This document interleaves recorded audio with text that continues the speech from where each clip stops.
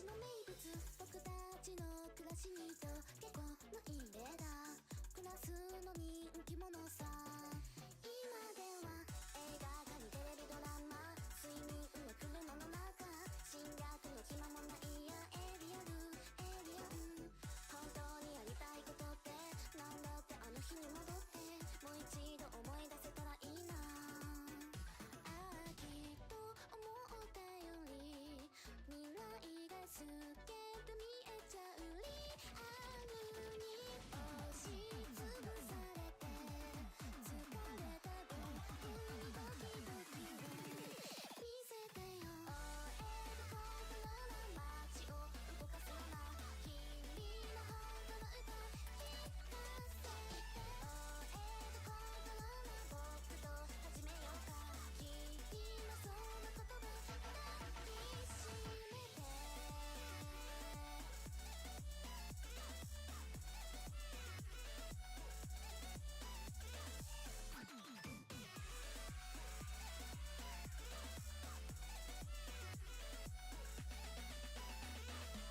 今年もやってきた UFO お返しさえ。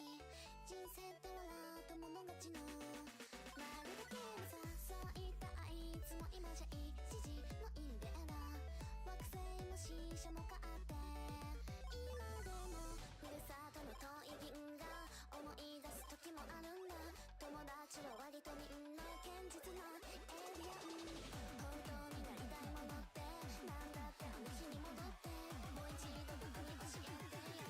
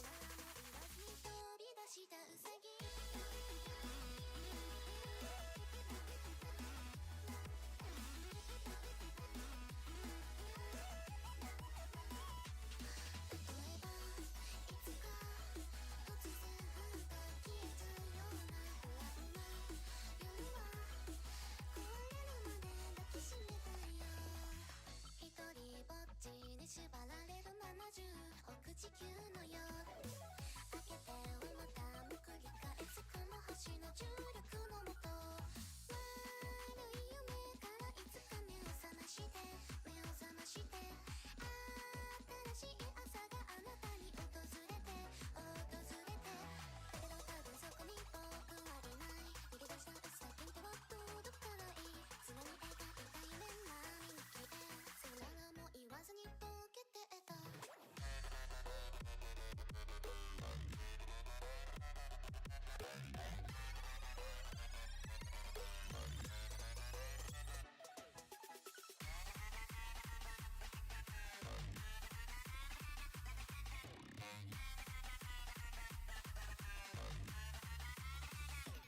例えばいつか突然ふと消えちゃうような不安な夜は壊れるまで抱きしめたいよあなたがいつかふといなくなって孤独な日々が死んでしまうくらい怖いよ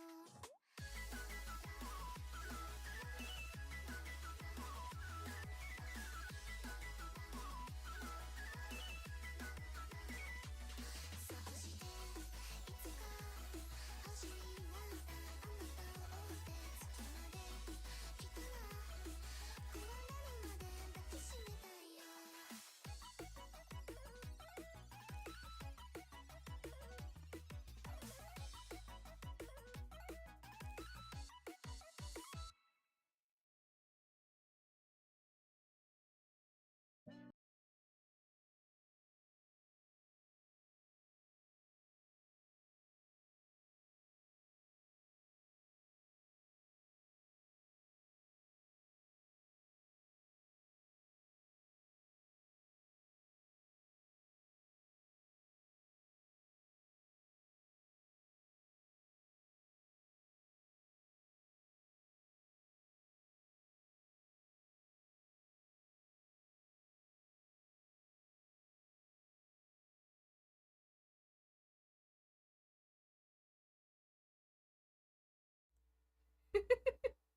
I love how I turned off like my game volume just in case y'all could fucking hear it.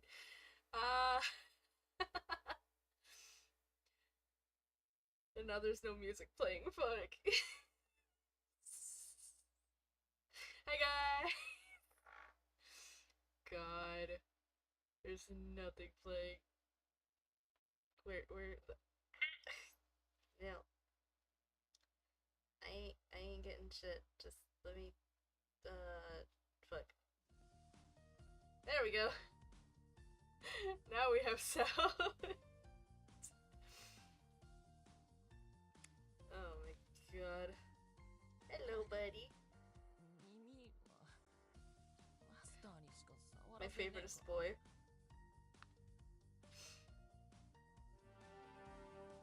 I guess I'll just vibe here for a second and just try to do my dailies.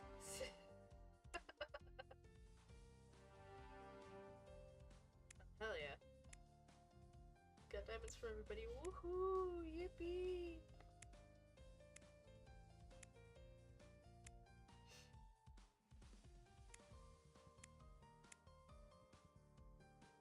Okay.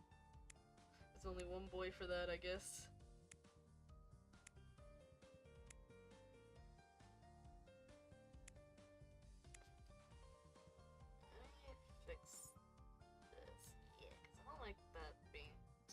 Sorry, I'm fixing something on my OBS. Just give me a second. Yeah, okay. It's like, oh, you just closed a window. Yeah, it's useless. It's a useless window that I closed. So don't worry about it, OBS. Don't worry about it. Yeah, just like click at it. Is there like an okay, there we go. I'm like, I don't want to be selected on anything.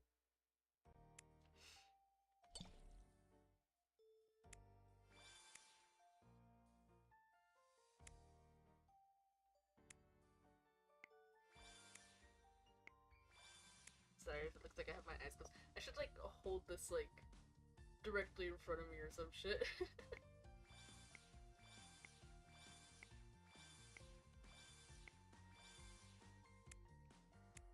yes, of course, 'tis the season for an outfit change. 'Tis the season for an outfit change.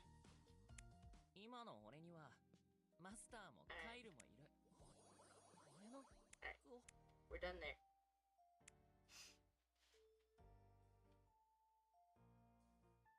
I'll see you guys. Like the new setup, the new setup I got. I play a lot of mobile games, so I mean, why not? Look what's here! Look what's here! Look what's here! It's Mini-Me! It's Mini-Me! You got a little Mini-Me phone charm. Isn't that cute? It's Mini-Me for when I'm low on energy. And I gotta shrink down back to my small size. So sometimes you just don't have the energy for the day, you know? It's been a while since I've been Mini-Me. I kinda miss it sometimes. I should see if it still works. I should see if that model still works. I hope it does. Or you know what would probably be best if I like actually remade it. If I remade that model. Ugh. Oh wait, let me see, I may have to check something real quick, hold on. Let me see.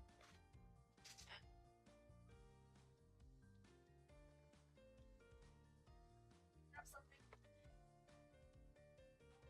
See me moving around, just hold on a second. Model's gonna get real funky if I'm walking around.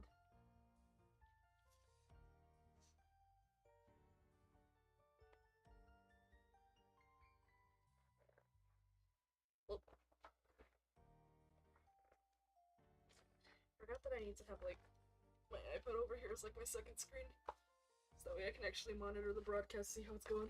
Oh fuck!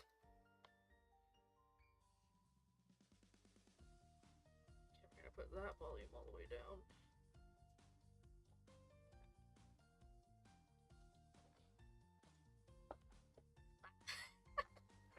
I didn't even realize like how ragdolly my mouth got there for a second.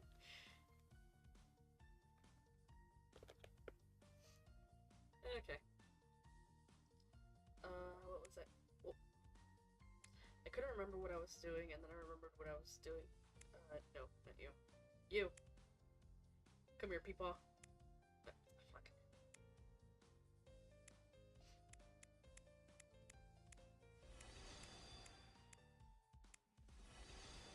If anybody sees this and wants to, like, comment on my not having them leveled up, don't worry about it. Don't worry about it. I don't level them up based on necessity, I swear.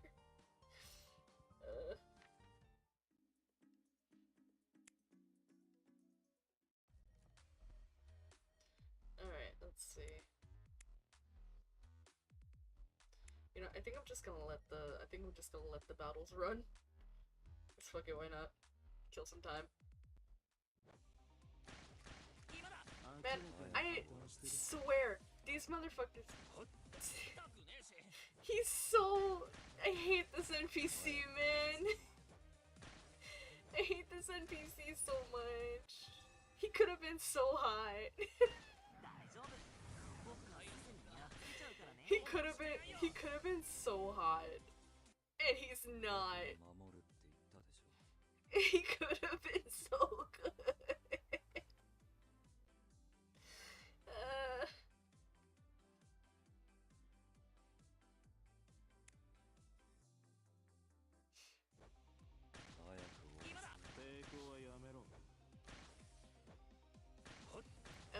I will say that I absolutely love the outfits though for this event. I think they're really cool. I think Ray has a really nice outfit. I think Ray has a really nice outfit.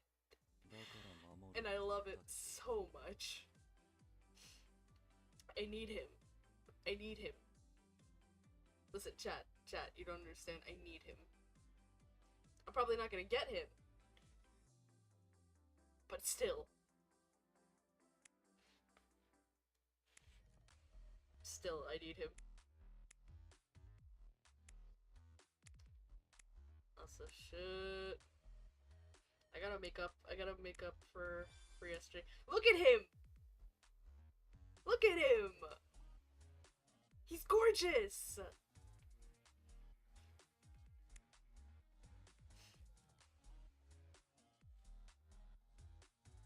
He is absolutely so gorgeous.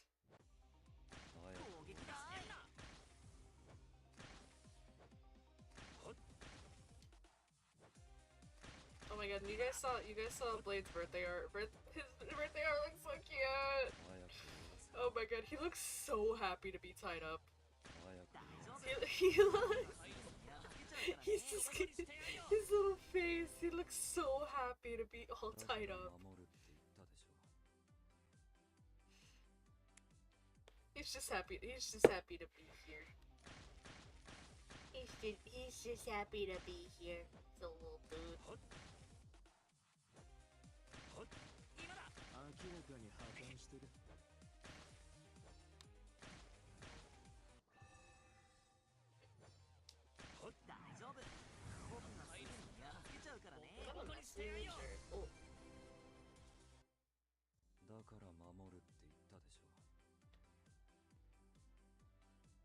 Okay. What? Sorry, I'm checking things right now. Just give me 1 second. Making sure that everything is in order.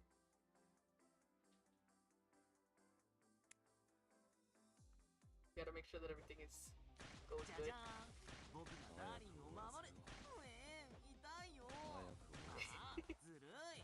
Why is he speaking so much?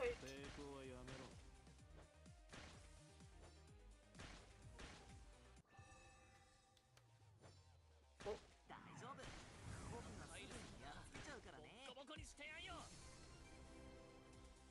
I forget that I'm just straight up using my phone to play this. I for a second I was about to like swipe out and like go to my fucking Twitter to check something. The ADHD almost hit in the worst way possible.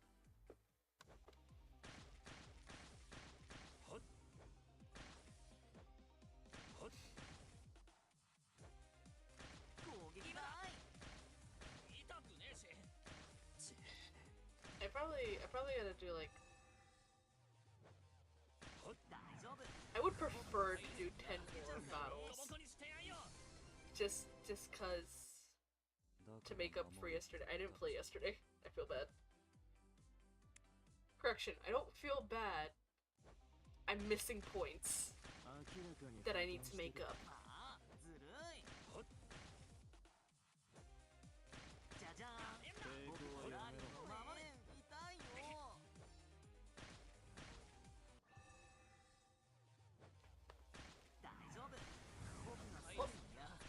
Yo!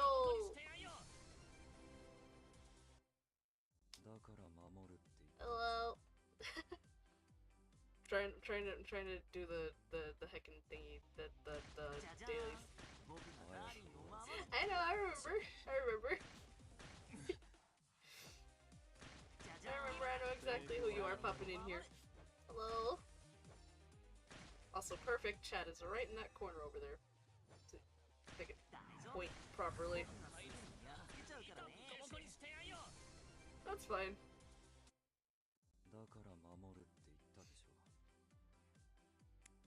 Not gonna lie, I kinda just wanted one person to hear, so I'm not just reading to myself.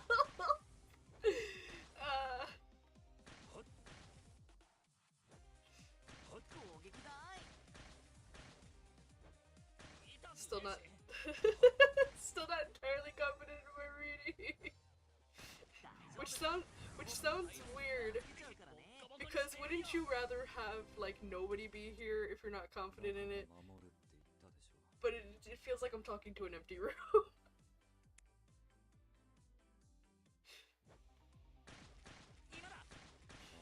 Yeah! Like I said, more people here, more confident I am. I would prefer people watch.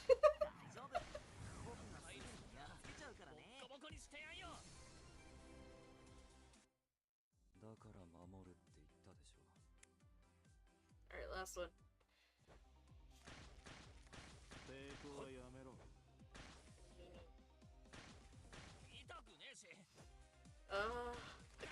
I kinda wanna pull, but I don't wanna pull, but I kinda wanna pull. It's so hard.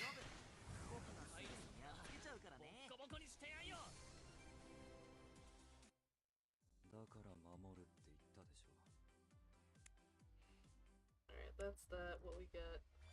Okay. That's vibes. Okay. Ooh! That was a contract. Nice.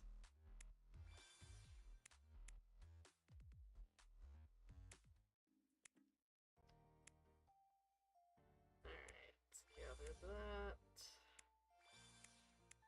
These. Doink. This. That.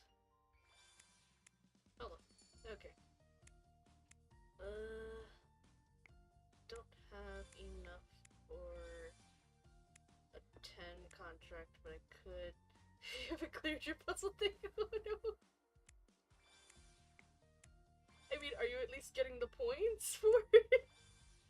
Or are you just. Is it just sitting there?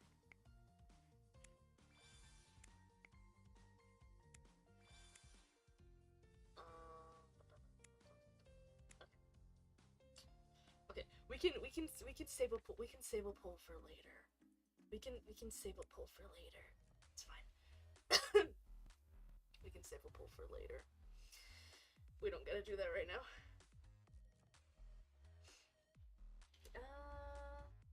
Where's my? Oh. I'm gonna go grab my water bottle because I'm gonna need that.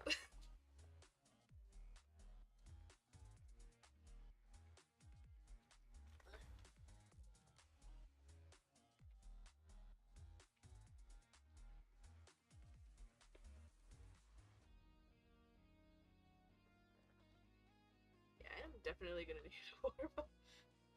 Just review this. Yep, I'm gonna do my best. But do my very best. Ugh. Oh, I'm so sorry if you heard a crack just now. It's my shoulder. Fuck. Ugh. Damn old joints.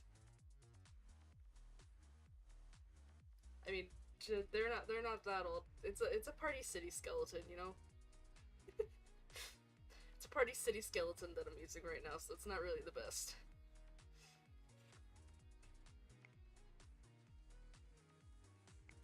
Oh, okay. I'm already gonna need a drink of water. Fuck.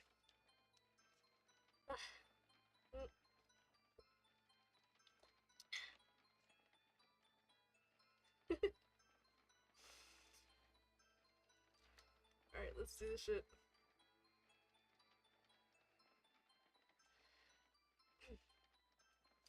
He knows not exactly when he regained consciousness. Sound of wheels over gravel, his head softly tapping on the wood interior, his senses slowly returning to him.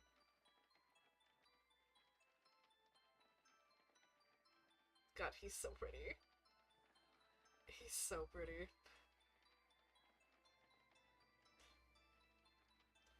As he opens his eyes, he's greeted by a familiar face.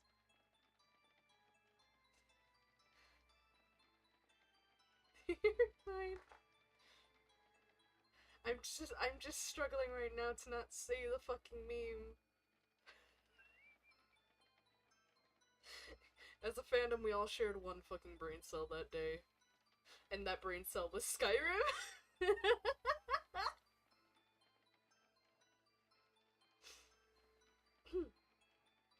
Oh god, this is gonna be 2 deep voices?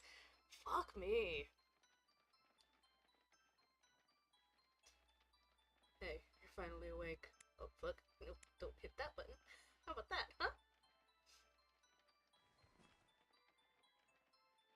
Where are we? Ray doesn't answer. Instead he turns to talk to tall, well-built. I can't fucking read anymore, guys. I just started and I can't read. Ray doesn't answer. Instead he turns to talk to a tall, well-built man dressed in black.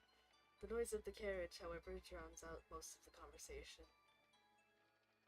take him through and then dispose. Rest assured, we'll do as promised. Right, just now, Ray. And now, I'm... Oh, hold on.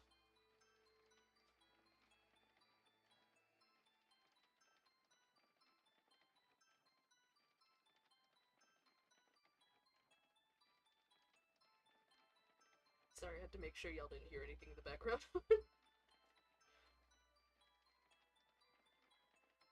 As for the source of Aiden's current situation, it can be traced back to a conversation one afternoon several days ago.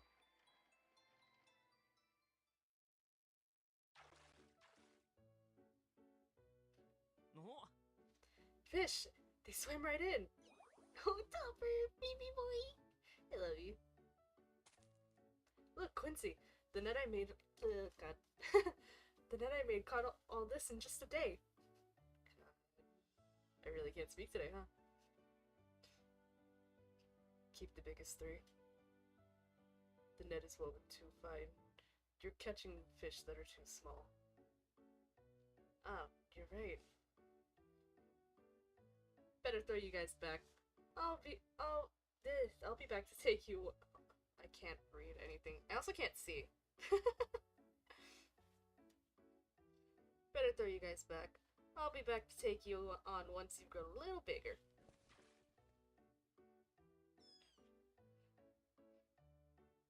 I won't let you help him cheat this time.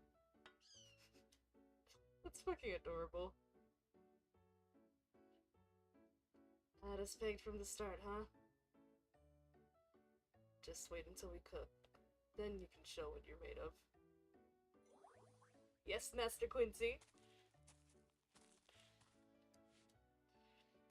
As they pass the outskirts of the tribe's settlement, Quincy raises his hand, signaling Aiden to stop. 待って。 Wait for me here. Quincy inspects the outer fence, searches the forest floor for suitably sized branches and vines, and then gets to work. Looks like the local wildlife have been using this fence as a chew toy. If left like this, who knows what dangerous creatures might get inside. Aiden watches in amazement as Quincy wraps the vines around the wooden stakes, weaves them into a net, and then inserts the branches to fill any gaps. Never knew you could use branches and vines to strengthen a fence like that. It's just a temporary fix. But it should still last until they discover the damage and make proper repairs. He's been estranged from the tribe for decades, but still, this stuff comes so naturally to him. Quincy, did you used to help repair like this back when you lived in the tribe? Sometimes. I would mostly cut down trees and get a few other tribe members together to rebuild the damaged parts. Other tribe members, huh? I'm betting back then you were a sociable guy. A guy everyone around town knew. A guy who called on his neighbors for a chat. Yeah, you were a warrior after a while. I bet everyone, adults and kids alike, looked up to you. You thought up that much even without me saying anything. My imagination is my superpower, but feel free to tell me as much as you like.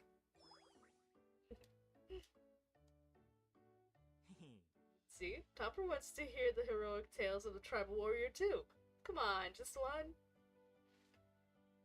He actually guessed right for once. Oh, look at that smile on him. Ah, Quincy. You're great, buddy.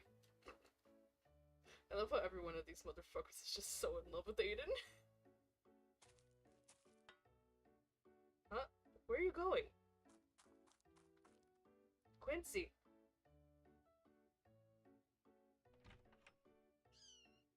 Oh, buddy.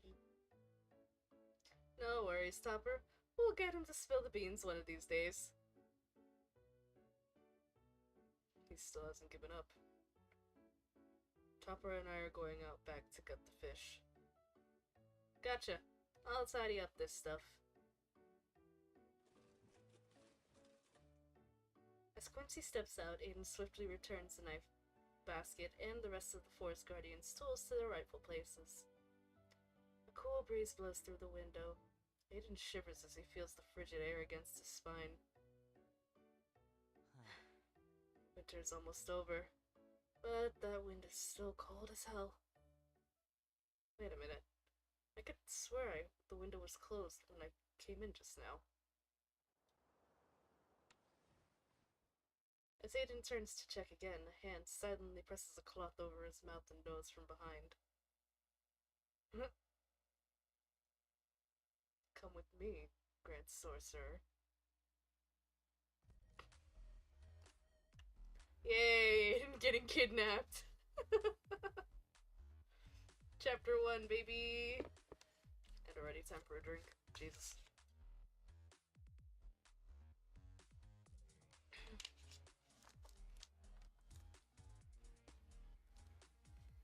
Alright, chapter 2 time.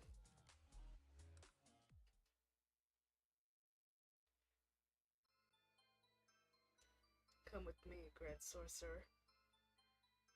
That voice.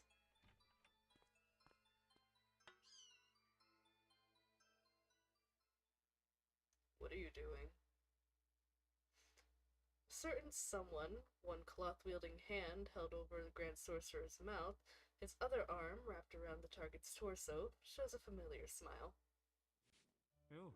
Hey. He's so fucking creepy for no reason.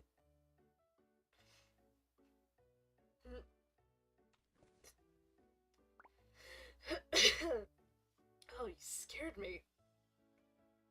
What are you doing here? I need to borrow you for certain matter, and I felt like testing your instincts while I was at it. Judging by how you turned when you sensed something was awry, I'd say you're just about in line with my predictions. Gee, thanks. Wait a minute. What do you mean by borrow me? Exactly what I said. I need you to accompany me somewhere.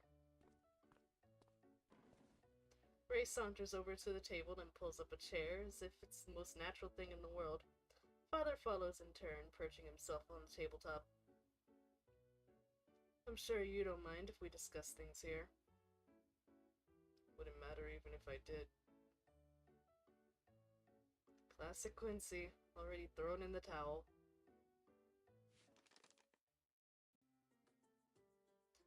To put it simply, a secret document has recently come into the possession of a noble by the way of the black market. My sources tell me he's hired mercenaries and appears to be planning a trip to the Dark Territory in search of a certain item. Dark Territory? Out there, the essence is bonkers, and the terrain changes at will. Ordinary folk can't even enter that place, let alone search for something. Not unless they have the Grand Sorcerer's essence. Okay, so that's why you need me to go with you. Is there really something out there? That's still unclear. Secret document, however. Ray teases the rim of a teacup with his fingertip, the liquid rippling ever so slightly. Word has it that it's a surviving page from a copy of a research journal belonging to a certain member of the royal family. The contents indicate the location of the original somewhere deep in the Dark Territory, along with crucial experimental materials. A research journal belonging to a certain member of the royal family. I intend to beat the mercenaries to the punch and take the journal and materials for myself. Okay. But do you know its precise location? Dark Territory is huge. There's no way we'll be able to find the mercenaries if we have to search from scratch. Of course I don't. That's why I made sure to drop by while both of you were here. In addition to the Grand Sorcerer, I also intend to hire you, Quincy. Eh? Hire Quincy? The mercenaries that the noble has hired belong to a storied outfit known as Crypt. Quincy looks so pissed, man. Several decades ago, Crypt split into two factions. One faction relocated to the Water Territory and became Bar Bubble, a group specializing in illegal trade. The other faction kept the original name and business practices and toured the continent taking on requests. Also, I love the callback to, what's it, it's Blood Key, right? I think it's Blood Key where they mentioned Bar Bubble before. I like that. I appreciate that callback.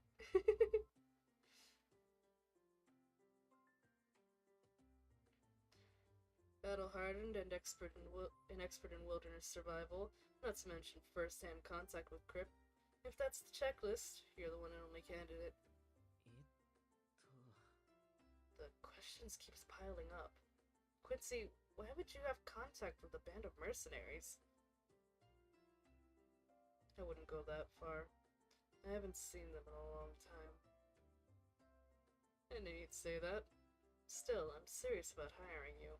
You'll be handsomely compensated too. Fuck, I can't read.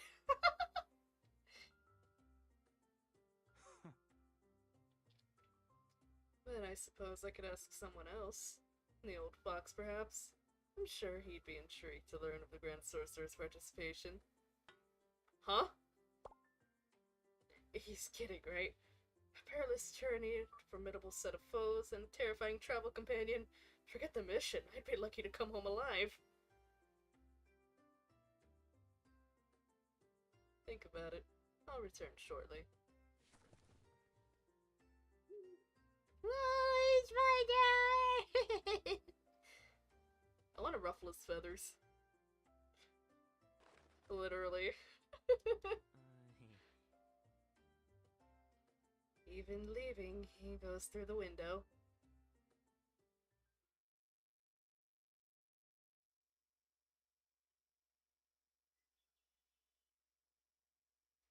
Quincy's been a little distracted ever since Ray left. Me Topper, don't cry. You got the lowdown, Topper? I see. Not such happy memories, huh? Guess I better not pry for now. It's nothing big. Just had a few short stints as a mercenary. What? Huh? I ran into that band while maintaining the altar one time. They tried to recruit me. And you agreed? It's all the same.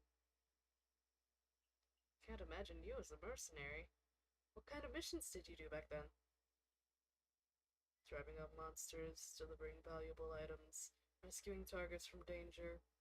If it was beyond the means of ordinary folk, they'd go to the mercenaries for help. Sounds pretty dangerous. But it sure is surprising. I thought you'd always been here to protecting the forests and the tribe. Not always. Same goes for maintaining the altars and becoming a mercenary.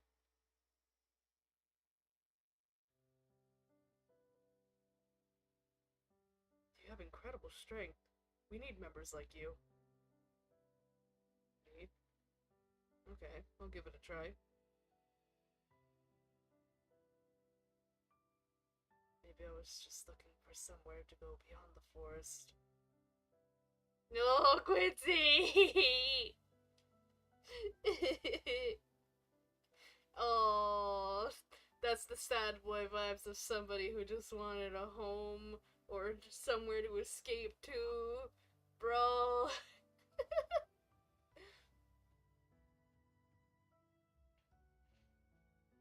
Just look at him.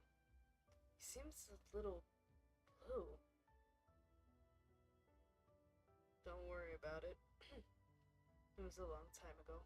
Oh god, I can't go deep anymore, no!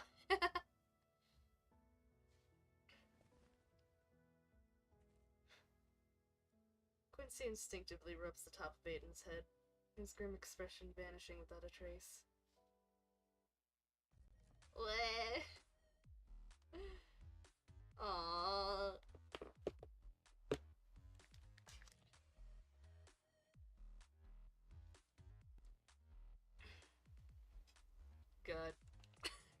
gonna have so much trouble.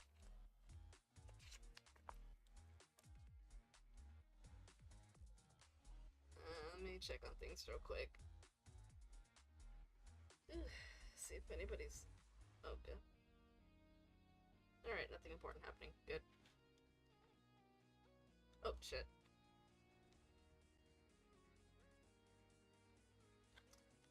Ah! No, my YouTube crashed. Alright, there we go. Gotta keep that open.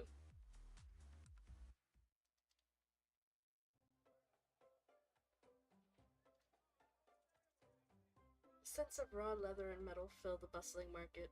Smiths hammering away as vendors peddle their wares. Look, sir. This pack is made from the hide of a long-horned cliff ox. It's impervious even to knives. The vendor studies the golden-haired man's expression. The imposing visual takes... Oh god. Oh god. The imposing individual takes the pack in his hands and stretches it to test its durability. Without a word, he hands the vendor a few coins. Thank you for your patronage, sir. Quincy, did you find everything you need? Yeah. Let's take a look-see.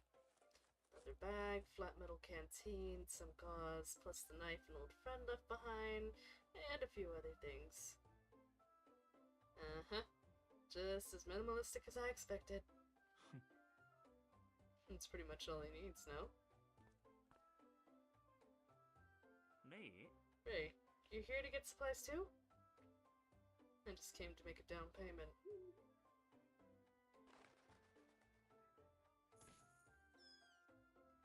Father grabs the pouch from Ray's hand and takes flight, releasing it as he approaches Quincy. Topper catches the pouch with aplomb? What? Word? Word. Don't say I tried to take advantage of an old friendship. And there's a surprise waiting in store once the mission is complete.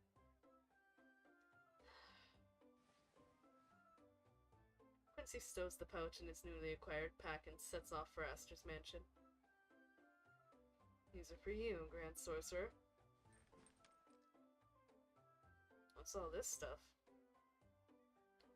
Long silver needle is used to detect poison. The colorless liquid has a purifying effect. As for the little bottle of yellow powder, it's called a boom bottle. Pull out the cork, wait the time it takes Father to coo 3 times, and then... boom.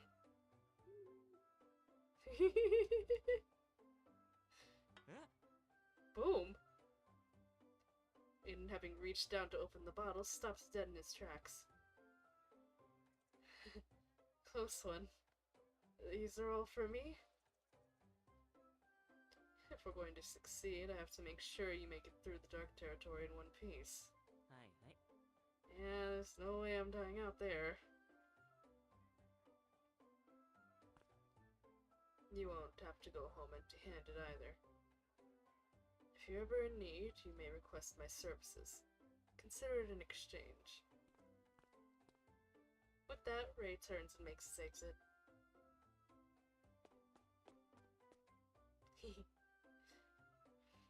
After a few seconds, Aiden catches Ray's drift, smiling as he hurries after this clan member. God, they...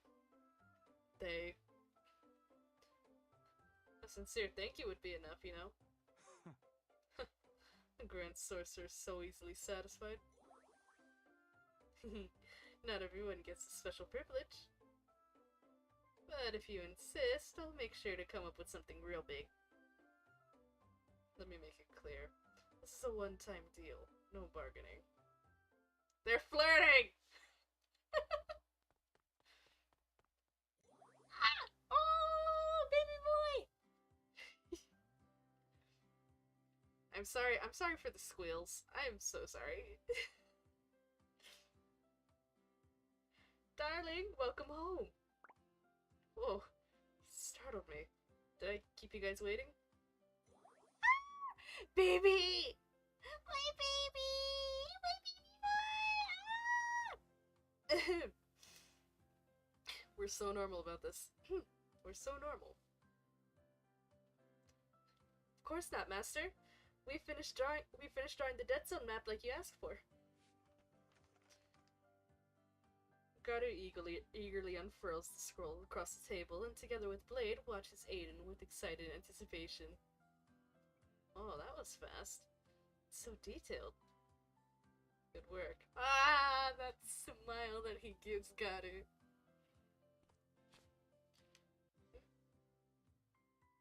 Thought I heard something. Sorry.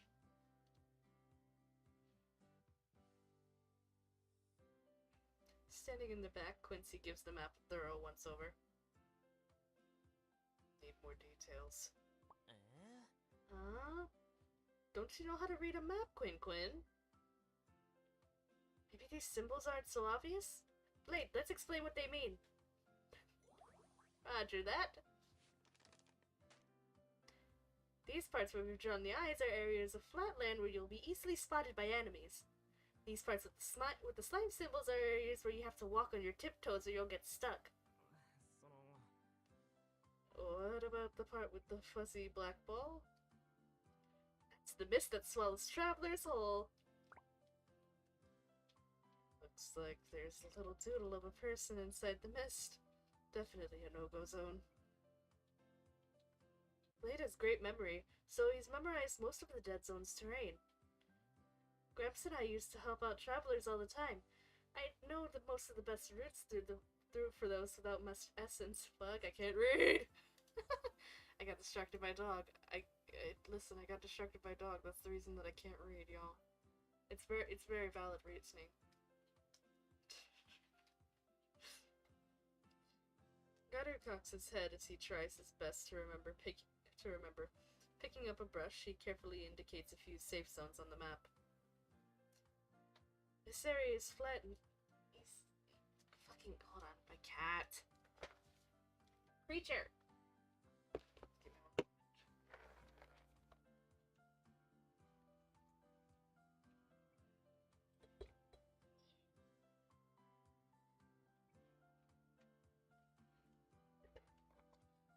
Like busting in here like she fucking owns the place.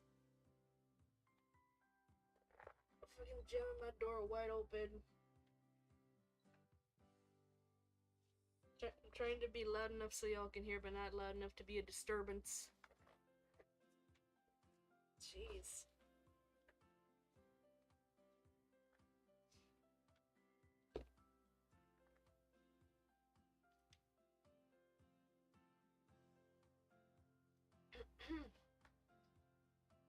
This area is flat and easy to traverse, but it's also an easy place to be spotted by monsters. The other side has fewer monsters, but it's much steeper going, and... Observing Garu, Quincy thinks to himself for a moment. Using his fingers, he traces a winding, somewhat convoluted route across the map. Competition or experts are working in forested environments. There's a high likelihood they'll choose a route surrounded by forest. We can enter the dark territory from here. If we pick up their tracks, we should be able to follow them right to the location of the lost journal. And if we don't find any tracks, we'll have no choice but to ask around for information in the dark territory. But how come you don't want Blade and I to guide you through the Dead Zone? Oh, Ray. Ray. Ray, please. Oh man. Shame, laced with worry, flashes through Ray's eyes as he meets Garu's own. He quickly averts his gaze. Ray! God. The guilt is coming up. No need. We're just running a small errand. Besides, speed and stealth are vital. The fewer of us, the better. Is this whole thing connected to Garu somehow? You mean you don't want me to take part? It's nothing personal. You and the E-Droid, you're both special. Especially in the eyes of the competition. To ensure our rivals don't target you and cause us any added trouble. This time it'll just be the three of us. Understood. We'll be waiting for your safe return. Special mission for little Jake, Darling, and Queen Queen. Go, go, go! Fucking love Blade. He's so funny.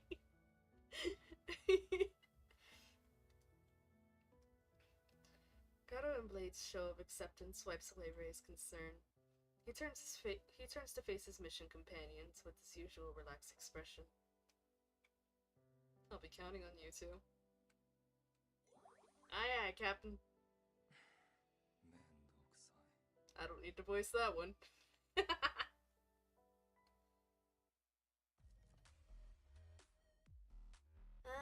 Where were we? Number 4? Oh, wait. Hey. I didn't hit that. Alright, number 4, I think, is where I was. Faint streaks of light filter through the curtains of the carriage and fall on the two men sitting opposite each other. Little baby! Ah! He's so cute. Can we just appreciate? Can we just appreciate him? God, his fucking hair is so fluffy. I love when his hair is fluffy. I love when his hair is fluffy. It's so good. He's so cute. So stuff, huh? Sleep down here, Father. I've laid out some blankets. The boreal owl opens his eyes slightly and drifts down to the makeshift bed prepared by his human companion. Ah! We're so normal about this. We're so normal. So normal.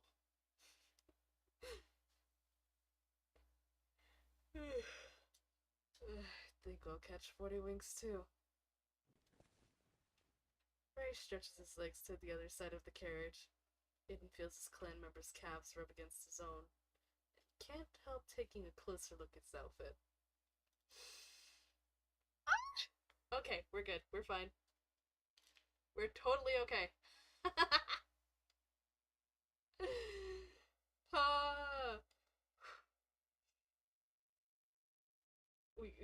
We don't need a second to calm down. We do not. We do not need a second to calm down. We're so good. God. Look at him. Okay. We're good. We're good. Oh wait, actually, why have I not been doing this the whole... Never mind. That broke it. Oh, that so fucking broke it. I can't read on my screen like I usually do. That fucking broke it. Oh my gosh. Alright, I'm just gonna have my eyes closed every time that I'm reading. Sorry, guys. Ray prepared these outfits for us. Highly functional and suitable for mercenary operations, he said. Sure, they might boost mobility. They totally nerf my ability to focus. Mood! Spacing out on the job, are we? Don't worry about it. Whose fault is that? Say, I was kind of surprised you found someone willing to take us to the edge of the dead zone. An acquaintance of yours? Yeah, I've worked with them a few times over the years. Always as an anonymous mercenary. Always? Before I met you, I used to take on commissions in return for rare rewards or research materials. Back then, however, I made laughably little progress. At Ray's mention of the past, the half-asleep boreal owl calls out as if in agreement. Ah. Yeah, I was trying to evade capture after... Yeah, I was trying to evade capture after all. It only made sense to abandon my research. From the Council of Sorcery? I can't believe they made you give up your research. If it were me, I'd be pissed. I was just stabbing in the dark, trying to work out what direction to go in. I had little choice but to give up. Stabbing in the dark. The door to the carriage suddenly swings open. An imposing figure stands in the doorway, blocking out most of the sunlight. Quincy! Leon Kennedy! It's Leon Kennedy. That's it. Lord. I should get back to playing Resident Evil. I should. Just check out that huge body. Forget blocking out the light. He's blocking out my ability to think. About time. I was starting to think you'd gone on strike. Quincy ignores Ray's pithy remark. Stooping, he enters the carriage. Topper follows, taking up a seat beside Father. They're both so cute! Let's go. The carriage slows to a halt at the edge of the forest. The three men filter out and, trudging over the mud and fallen leaves, head along the wood path towards the dead zone.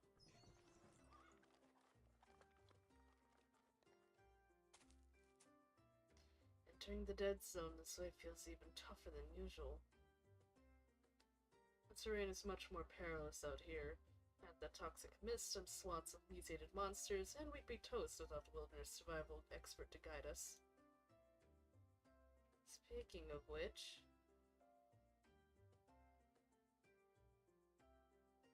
Quincy hasn't said a word since we entered the forest.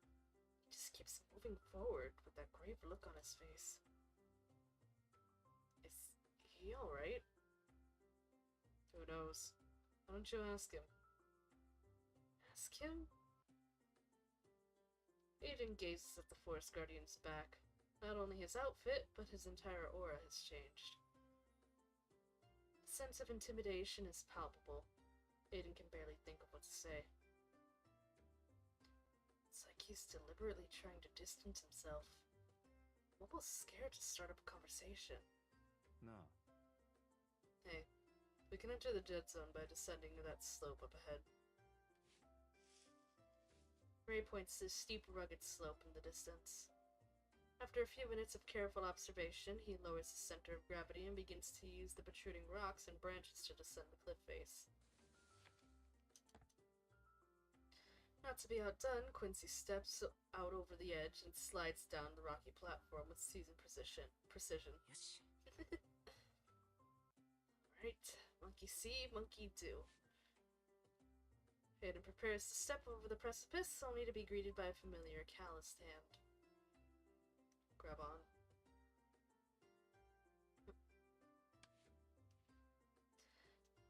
Seeing his companion behaving as usual, the apprehension lifts from Aiden's heart. He reaches out. I love them. They're all great. Sorry, I'm just taking stock of the felines that have entered the room where they are. Make sure that they're not causing a ruckus.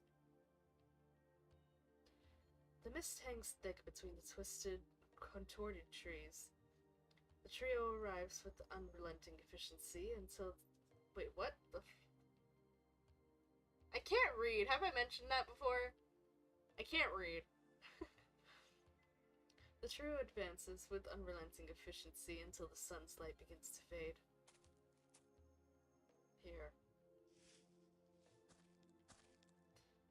The other two gather around. Quincy kicks aside some branches, steps on the exposed soil. It rained last night. Setting up camp protects the soil, making it looser. And it's not like just anyone goes camping in the dead zone, right? That means... Looks like we have our answer. Topper, go ahead and survey the surroundings. He's so cute. Aw, I enjoyed it. You too, Father. You watch from the sky while Topper scouts the ground below. The two creatures set out, their tiny forms disappearing into the distance. Those two sure are reliable. Thinking about it, we're really more like a quintet. Only one way to confirm it. Time to see if you've mastered what I taught you. Wanna test me, huh, Master Quincy? It's almost nightfall. While those two are out, we'll set up camp. You're on fire duty. Gotcha!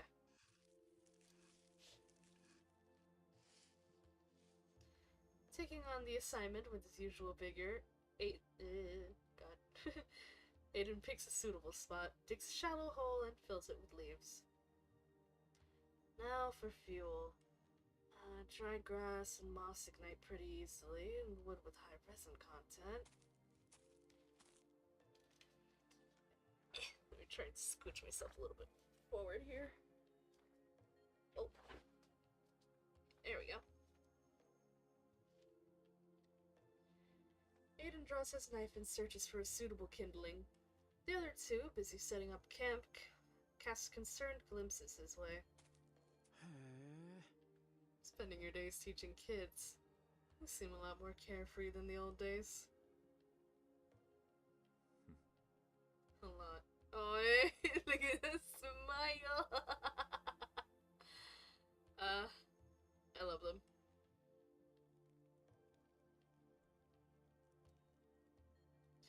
The campfire crackles, the orange glow casting 3 long shadows along the ground. The fair-haired forest guardian pierces a can with his knife. Deftly popping the lid, he distributes the contents among the others. Thanks. How about these canned goods at the marketplace? They'll taste even better if we roast them over a fire. Don't roast them for too long. Man, I had to do this shit for like a fucking, what's it? I had to do this shit for a merit badge. I had to do this shit for a merit badge. So like, alright, everybody, you're gonna learn how to build a fire, you're gonna learn how to cook on it, you're gonna learn how to do all this shit. It's like, okay, fine, I guess. That was a fun time, though. I think I do still have the sash with the merit badges on it. It's actually like right next to me. I can still have badges. And campfire can cooking. Campfire can cooking.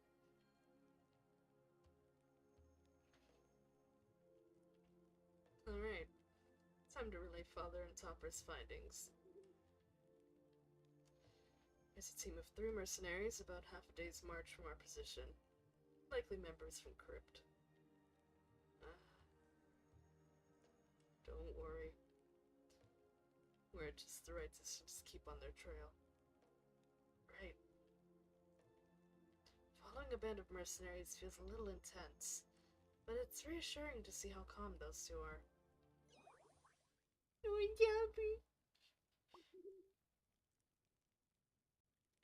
We hadn't met yet, Father. It's only reasonable you wouldn't know. What are they saying? Topper says it's just like old times when we used to travel with Huey to regulate the altars. Right. You and Quincy used to regulate the altars together. Oh. Why is Topper pulling on your hair like that, Quincy? It's nothing. No. Now. Not going to translate. He's right. You really have changed a lot. Oh, what did Quincy used to be like? A lot more impulsive than he is now. Not only would he not avoid trouble, he'd leap into it head on. Look at his face. Quincy, impulsive. Can't even imagine it. Not true. Oh god. I read the wrong thing. Their names are the same color. Fuck.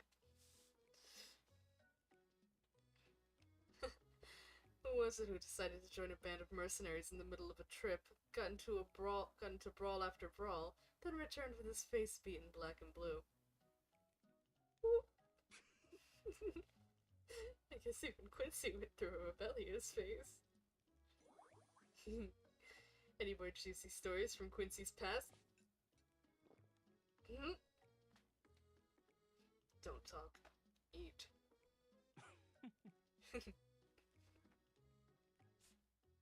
They are great. As dawn breaks, the three men and two woodland creatures dismantle the camp, cover their tracks, and set out.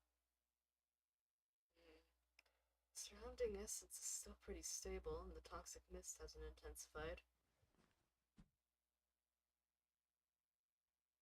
Ray pulls out a piece of circular mesh, waves it in the air, and checks for any changes in coloration. Oh god, hold on. Itches.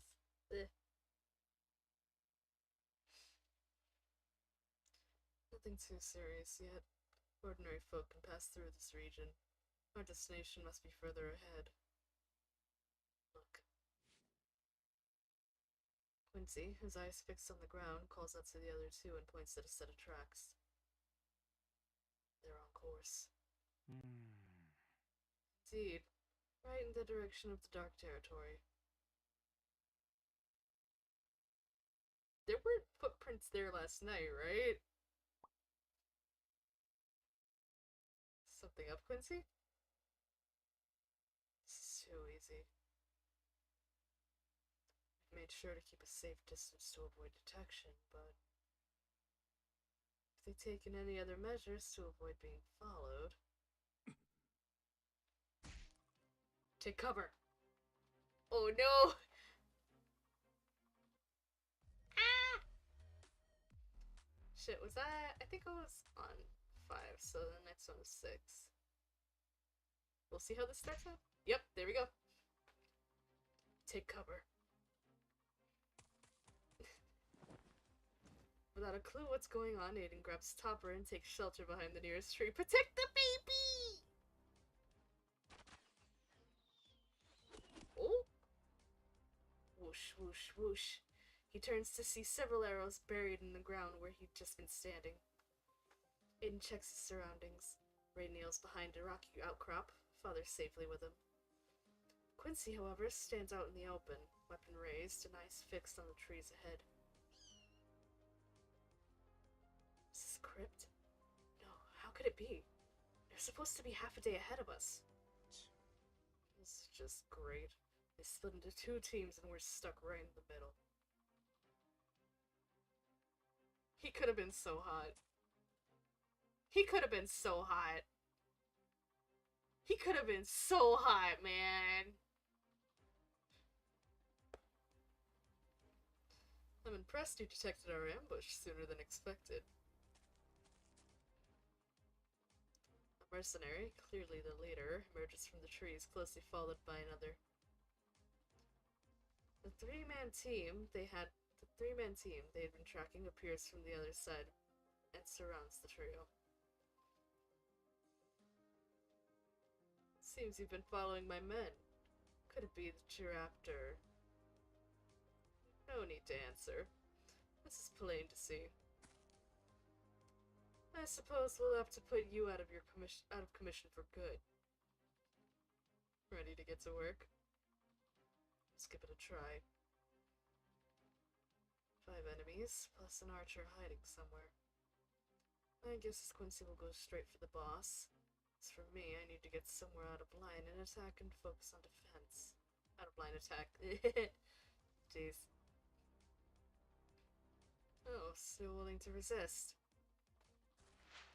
Oh. Oh. Quincy doesn't wait. He bolts forward and throws a huge fist in at the captain's nose. The mercenary dodges the blows and orders his men to attack. Ew. Woo! Yes! We're fine. We're so good. Ray sidesteps a flash from his foe's knife. Seeing his opportunity, he swipes the mercenary's mask, exposing him to the dead zone's toxic mist. The man retreats, covering his mouth with a cloth.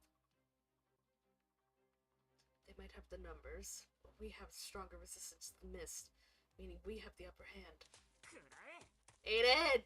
Idiot! Aiden, you are the least fucking qualified out of all of these people to be in here. Why are you doing anything? Stealing himself, his abundant essence granting him increased stamina, Aiden mimics Ray in trying to pilfer the enemy's masks.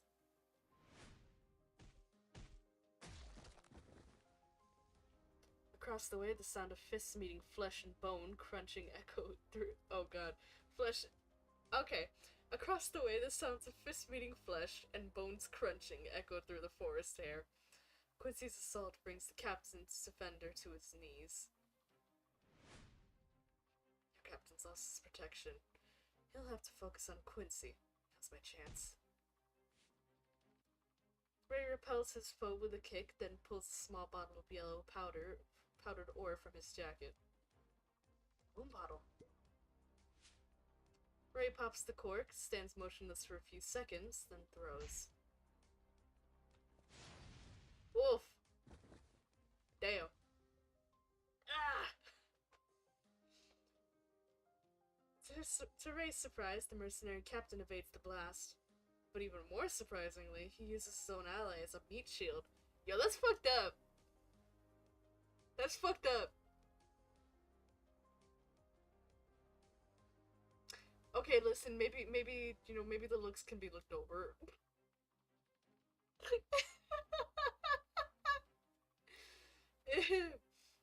Have I mentioned that my favorite color is red?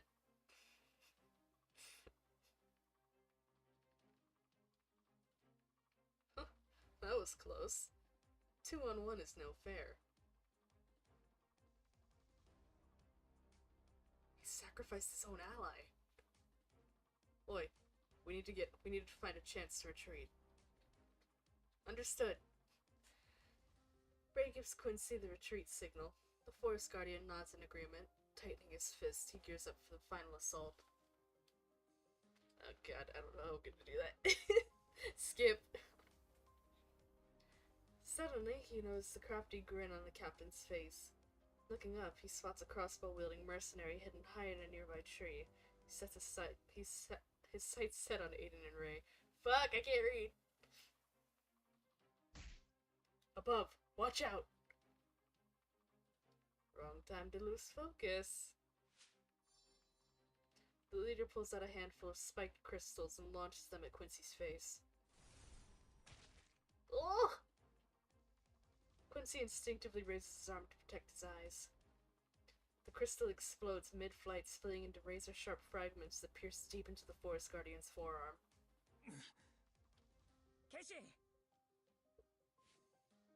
Hey, release your essence. Gotcha.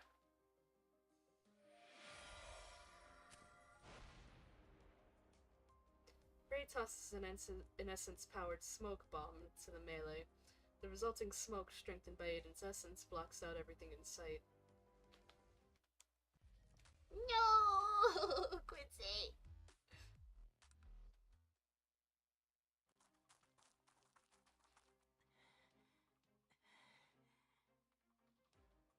Having escaped the battlefield, the three men quickly search for the nearest hiding place. Oh, Topper, don't worry, he's okay, buddy. His arm is bleeding. Oi, there's a cave over there. Oh god, that was bad. That was a bad read. I don't hear any footsteps. No, you'll be okay, Topper, don't worry. Oh, Aiden's face, oh no.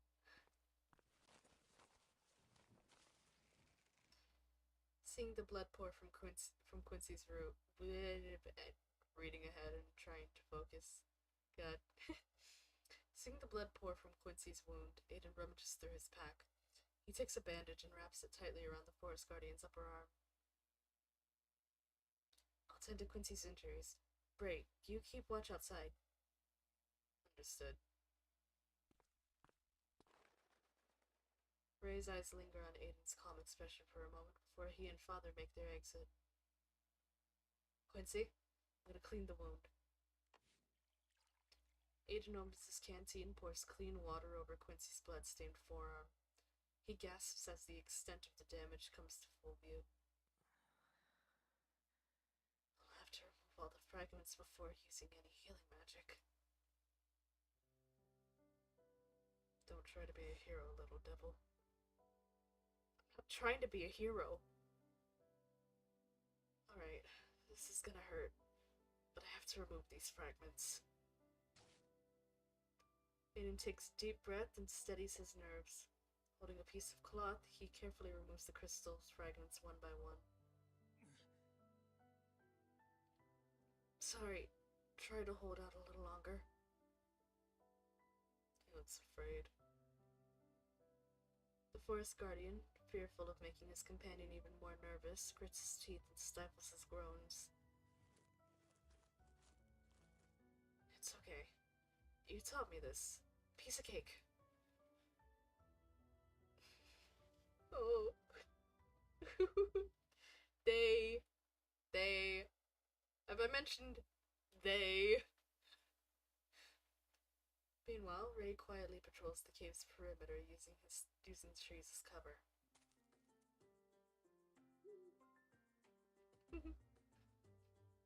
It's too dangerous to let Father fly overhead right now. I'll have to watch for any movement from the ground level. Captain, no sign of them. Bingo. Should we continue the search? No, we'll only suffer more damage if we run into them again. Their top guy is wounded.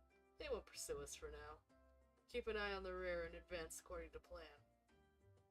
Yes, Captain. The mercenaries take their leave.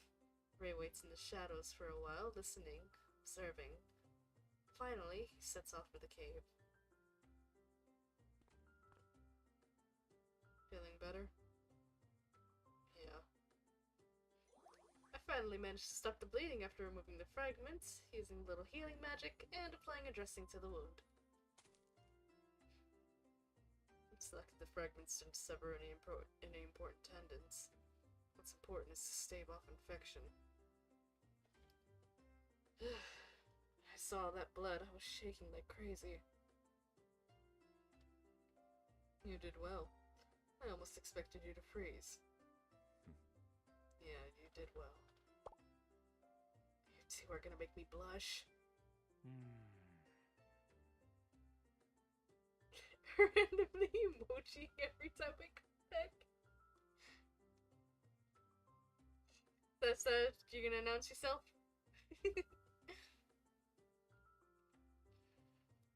In any case, our best course of action would be to rest here for a couple of days.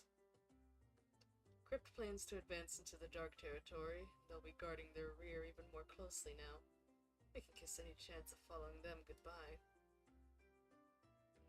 In that case, we'll have to find our own way into the dark territory, and when we get there, try to ask around for information.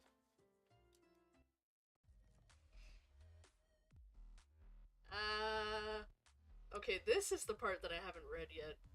This is gonna be fun. Ah! Also be great if my hand didn't stop working. Sorry, my hand is like mildly numb right now. Just give me a second. Gotta get that blood flowing again. Okay.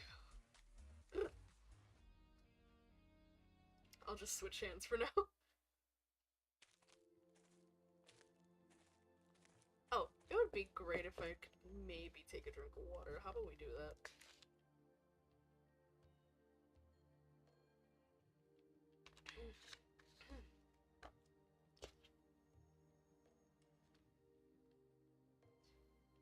Ever since we entered this settlement, it feels like all eyes have been on us.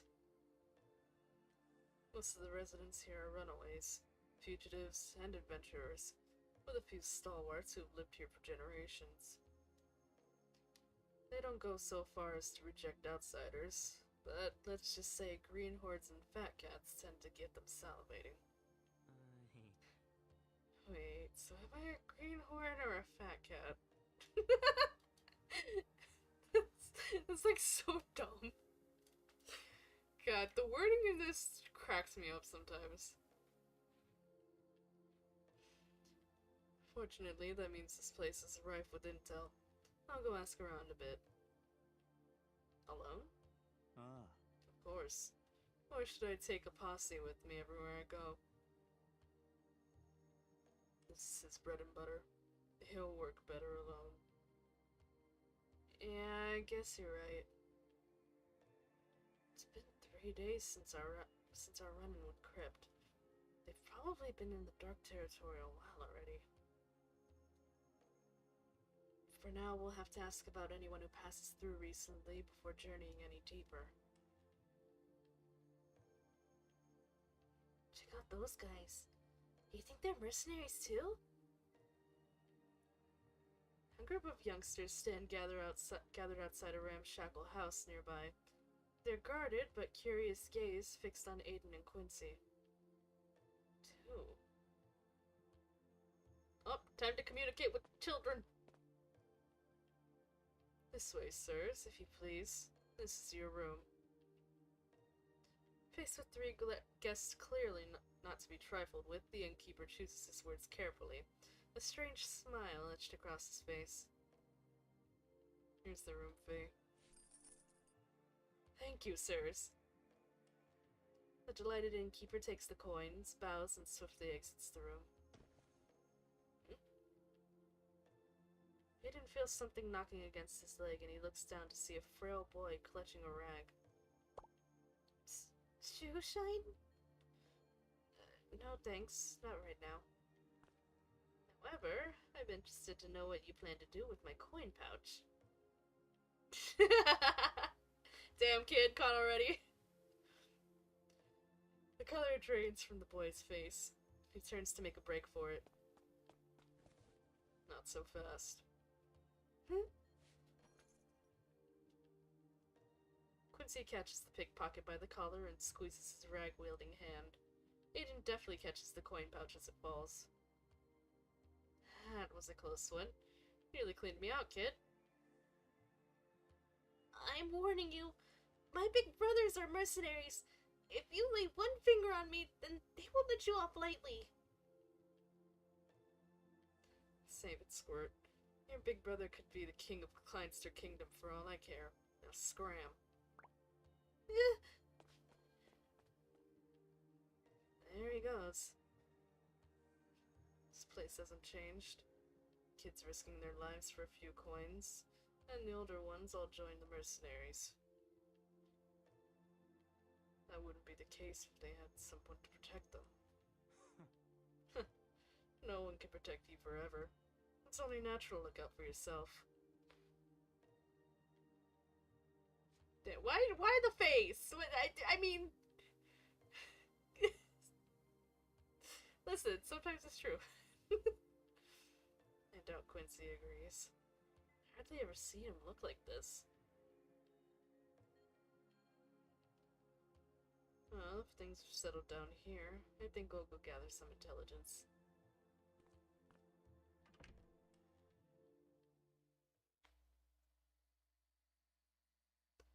Time for lights out arrives, but Ray still hasn't returned.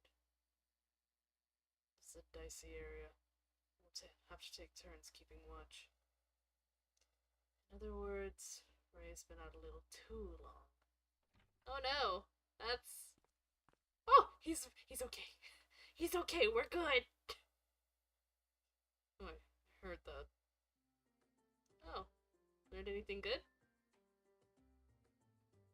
Band of mercenaries stopped here recently.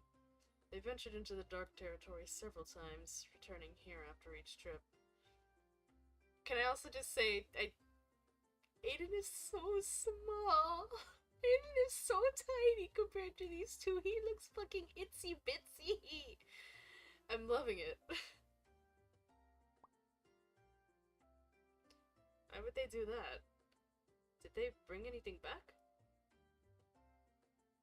seems that whenever they left, they were back pretty quickly and didn't have anything of note with them.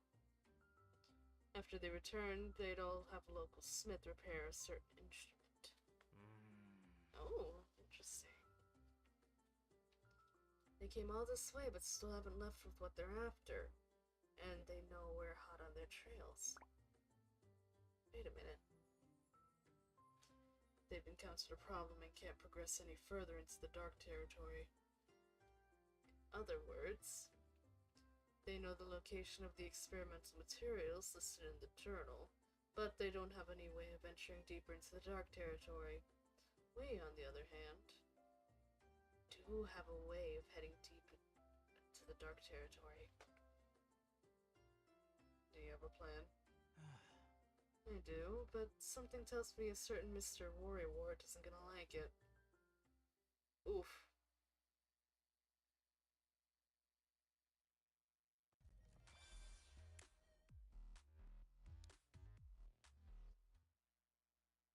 I'm so curious. God. Following a discussion between the three men, Quincy exits the room to take the first watch. It's been a rough trip so far.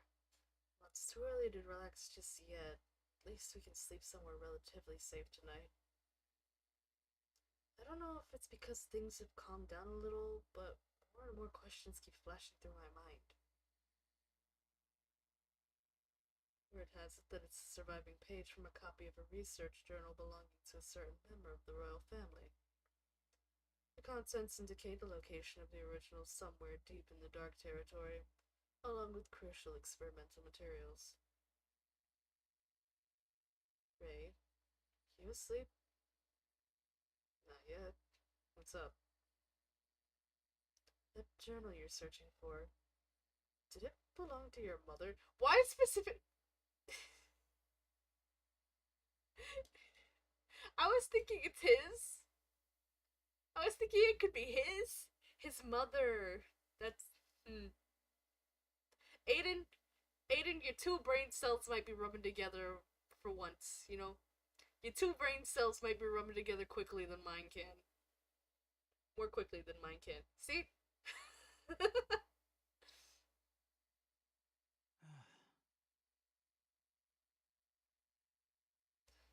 here I have expected you had something important to ask. This is important. I'm right, aren't I? Who knows? The intel we have only points to the possibility that the journal and experimental materials were linked to the Council of Sorcery during its initial years. As for which member it belonged to, only the journal itself can tell. The Council of Sorcery. No wonder you didn't want Gato and Blade getting involved.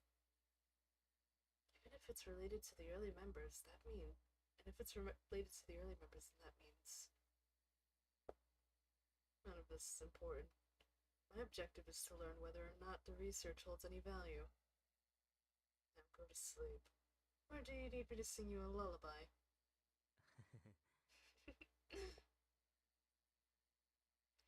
The two men drift off into peaceful slumber.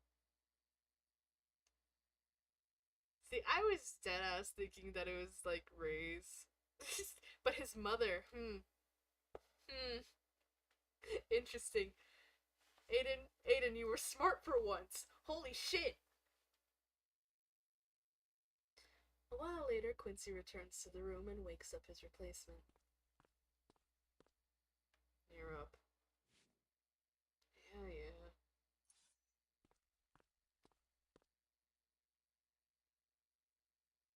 Okay, I'm gonna sound a little crazy.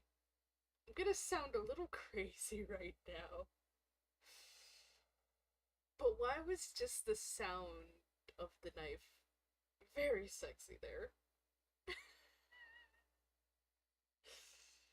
Anyway.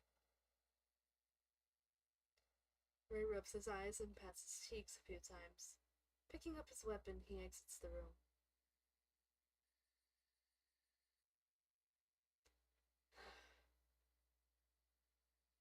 Taking a seat outside, he looks up at the sky. Almost identical in both day and night, waits for time to pass. journal you're searching for. Did it belong to your mother? Always a meddlesome little grand sorcerer. It's nothing. Just mocking a certain someone silently in my mind. Father, do you remember when we first met? Back then, to avoid capture, we spent many sleepless nights just like this. Things were pretty dire back then, weren't they? You wouldn't have stayed with me if not. For that, I'd always believed I could abandon everything for the sake of my research. But after witnessing those deranged experiments, I discovered... Oh? Perhaps besides research, there are other things I can't give up. Oh? And I'm in no position to bite back at Quincy. Oh!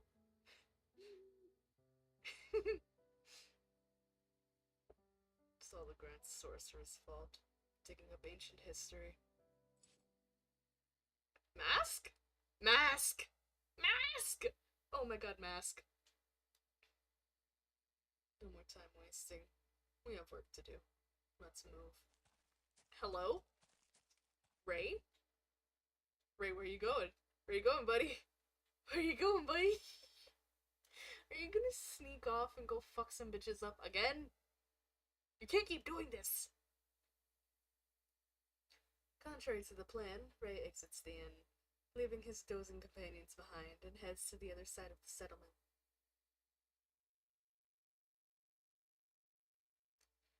He meets no one along the way, except for a few prying eyes behind curtains and window panes. Before long, he stops in front of a small house. Oh? Oi. Oh? Boy, you in there? I have good news. Come out now or I'm gone. After a few moments of silence, a voice echoes in response. Son of a bitch! Son of a bitch! Ray, I know you have... I know there's a method to the madness. But also, bitch, what the fuck? No need to be so hasty. You have good news, you say. Give it to me nice and slow. Ew! Why does that sound bad? Ugh.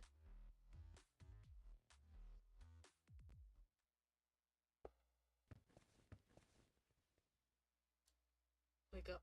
Boy, wake up. It's no time to sleep. We're under attack. Right now? Did the enemy find us? With all thoughts of sleep eradicated from his mind, Aiden quickly branches his knife. Quincy, already attuned to the situation, prepares to meet the attackers head-on. Based on the footsteps, there are two of them. I'll distract them before they can attack. You two slip out the back. We'll meet up later. Got it. Be careful. We're counting on you. Ray? Ray? As Quincy departs to intercept the enemies, Aiden and Ray escape through the back door and search for a place to hide. Ray, you're gonna scare him. That way. Okay. Oh god. Give me 1 second.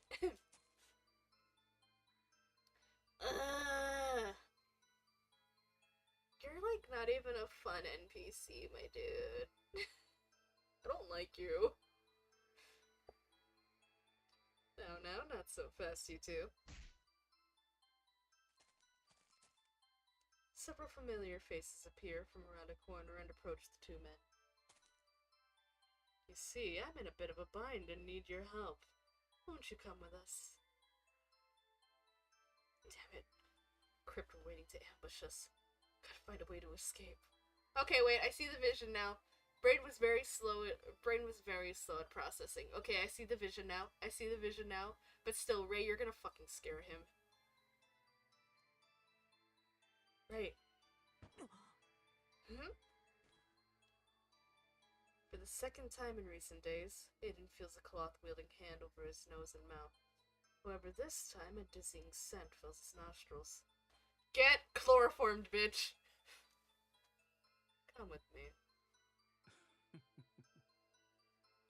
A familiar snicker is the last thing he hears before his vision fades to black. Get fucking chloroformed, bitch. After a short or potentially much longer period of time, he knows not when exactly he regained consciousness. The sound of wheels over gravel, his head softly tapping against the wood interior, his senses slowly returning to him. As he opens his eyes, he's greeted by a familiar face. Otto. Hey, you're finally awake. the physical, I had to physically hold myself back. The physical strength required to stop myself from completing that line. Anyway. Where are we? Ray doesn't answer. Instead, he turns to talk to a tall, well-built man dressed in black. The noise of the carriage, however, drowns out most of the conversation. Take him through, then dispose. Rest assured, we'll do as promised. Hey, just now, Ray. Aiden shakes his head as his memory slowly returns. What's going on? White! Good morning. I hope our little intrigue didn't frighten you. Hello? How should I address you? New Grand Sorcerer, perhaps? We were able to learn of your existence thanks to this eager gentleman. If not for him, things could have been a real headache. Seems the plan I proposed has been a big help. And the way you so enthusiastically accepted the mission. I thought you were fully prepared to enter the Dark Territory. Even the most complete preparations fail. I no longer see the vision! Hello? Ray? I no longer see the vision. I'm confused. I know it'll be fine, but at the same time, Ray, what the fuck?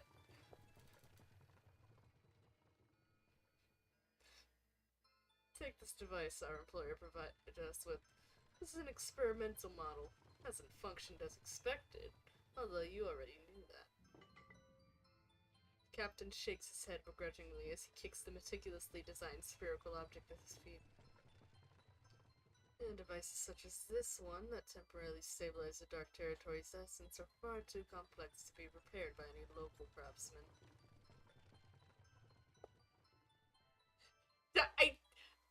I don't know. There was a vision. I thought we had a vision, but now I'm confused. I need to go back and check that I read that right.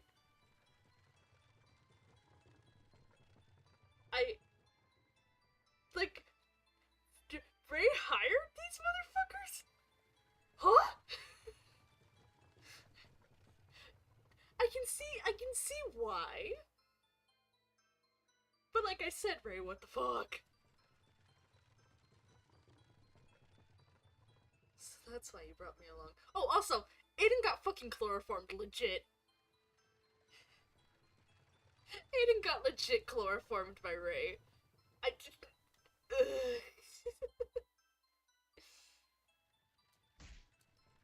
Why are you doing this, Ray? We'll soon be arriving. And when we do, I'd like to invite you to take a little stroll with me to our destination, Grand Sorcerer. Again? Again? God. Man. Under an eerily shaded sky, an essence-laden breeze sweeps across the plain. A pair of huge feet stride over the rubble, and dead grass. The sound of each step echoing crisply through the silence. He was not chloroformed in the beginning of this event. Ray just came up behind him and put a cloth over his mouth. That's it. Just to scare him. Just for shits and giggles. Just, oh, I wanted to test your reflexes. He's like, oh, your reflexes seem great. He just wanted to test how easy it would be to ambush him. So no, he did not get chloroformed in chapter 1 of this event.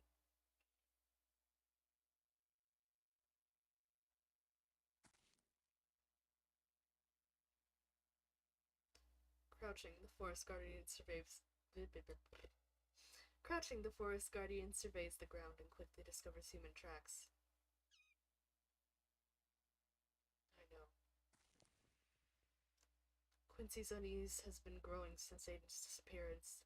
He clenches his fist, leaving finger marks in the dirt.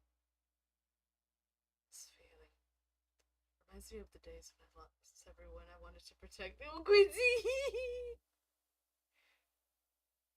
There's so much you gotta catch up on when you watch the pod. Oh, this is all new to me. I'm experiencing these emotions for the first time. This is all new to me. Quincy! Oh, don't do this. Oh!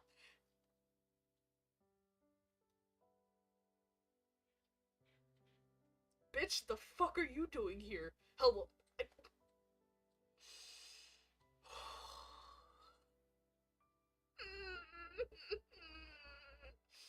okay.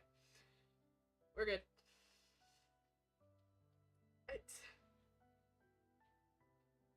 You wish to enter into a contract and gain power for the sake of the tribe? So this is...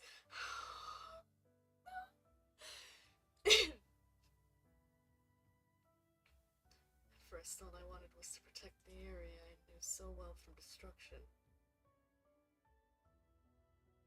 I know that you once fought bravely for the tribe, but as elder I cannot ignore the people's concerns. Before I knew it, the looks in their eyes changed. Oh no! Oh no, Missy! Oh no! Oh no, don't tell her!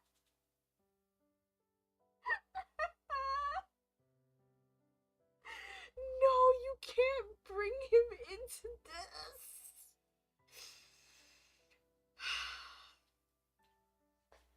Not Zara!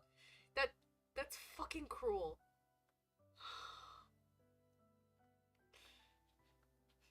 Okay. I gotta get it together. I gotta get it together if I want to read this.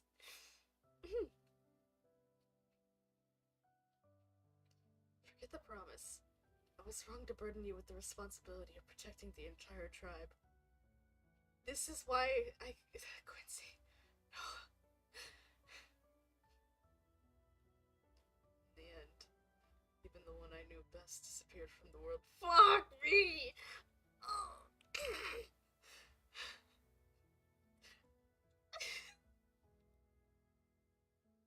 I'm having an emotion.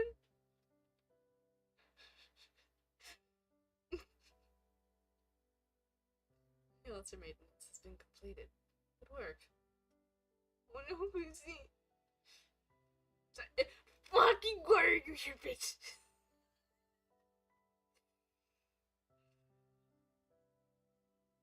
Hi, Peepaw. Welcome to the event.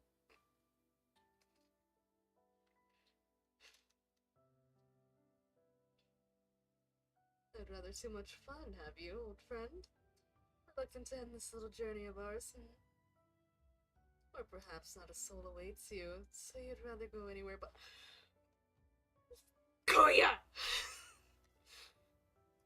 Kuya! Kuya, you son of a bitch.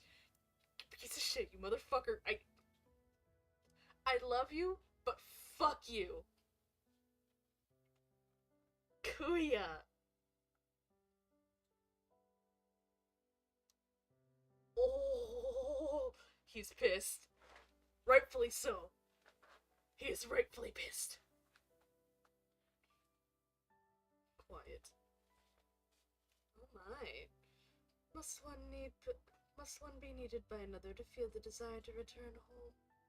Humans truly are fragile creatures, no matter how old they become. Are those ears just for show, or do you really not understand a word anyone says? Who cares if he doesn't want to go home? We can all go wherever we want.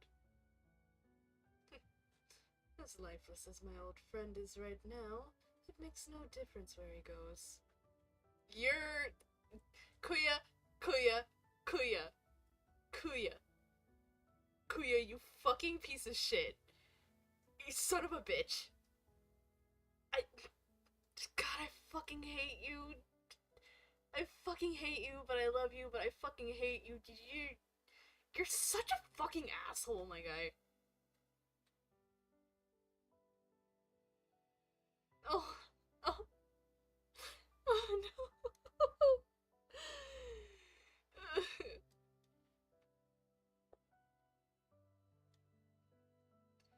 As the years, months, and days passed, the Forest Guardian's heart receded into the darkest depths of his being and fell into the deepest of slumbers.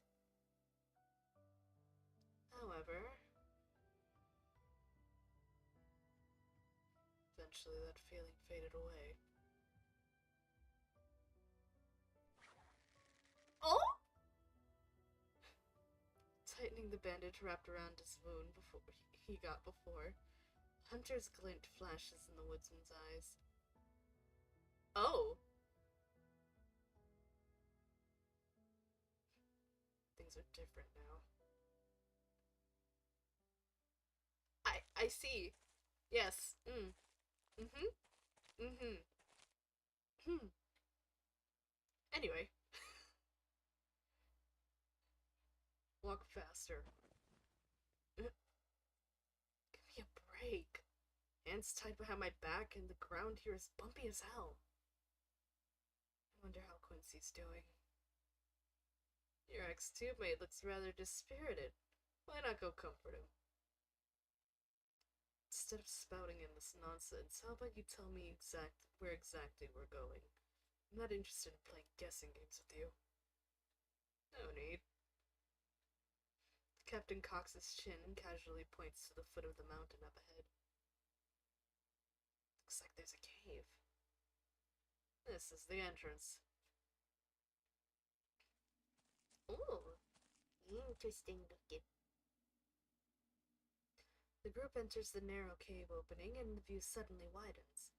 Cold, damp air permeates the cave's interior, each footstep echoing off the slick walls.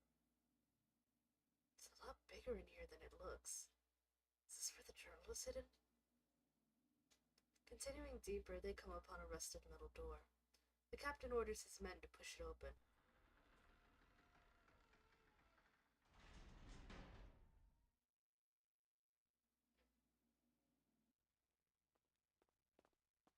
Oh! Wait, hold on. Background appreciation. That is nice. That is so interesting. Got a gas canister back there. Looks like a capsule. Some sort of mirror? Honestly, it kind of looks cyan in here. The mercenaries light some oil lamps and proceed through the doorway. Behind the door, in stark contrast to the rest of the cave, sits a man-made laboratory. Broken instruments litter the floor and dust covers every surface, indicating years of disuse. Just what the hell is this place? Oh. Well.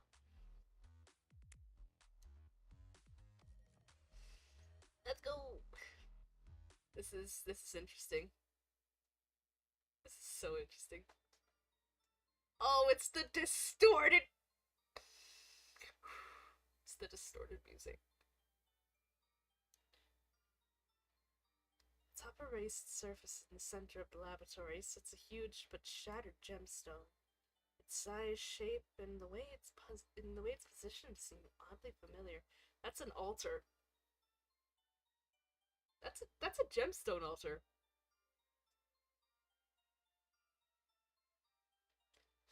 It looks just like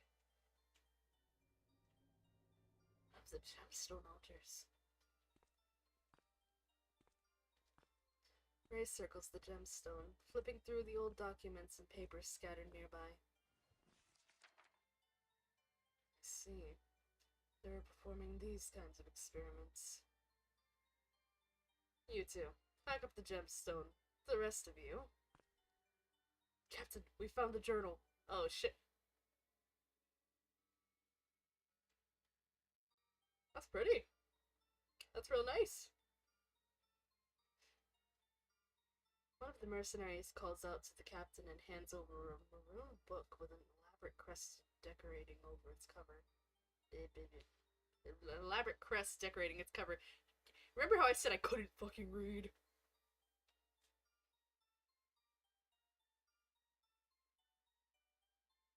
The royal family's crest. Looks like this is the real deal. No. Hey, I delivered the Grand Sorcerer. You found what you came for.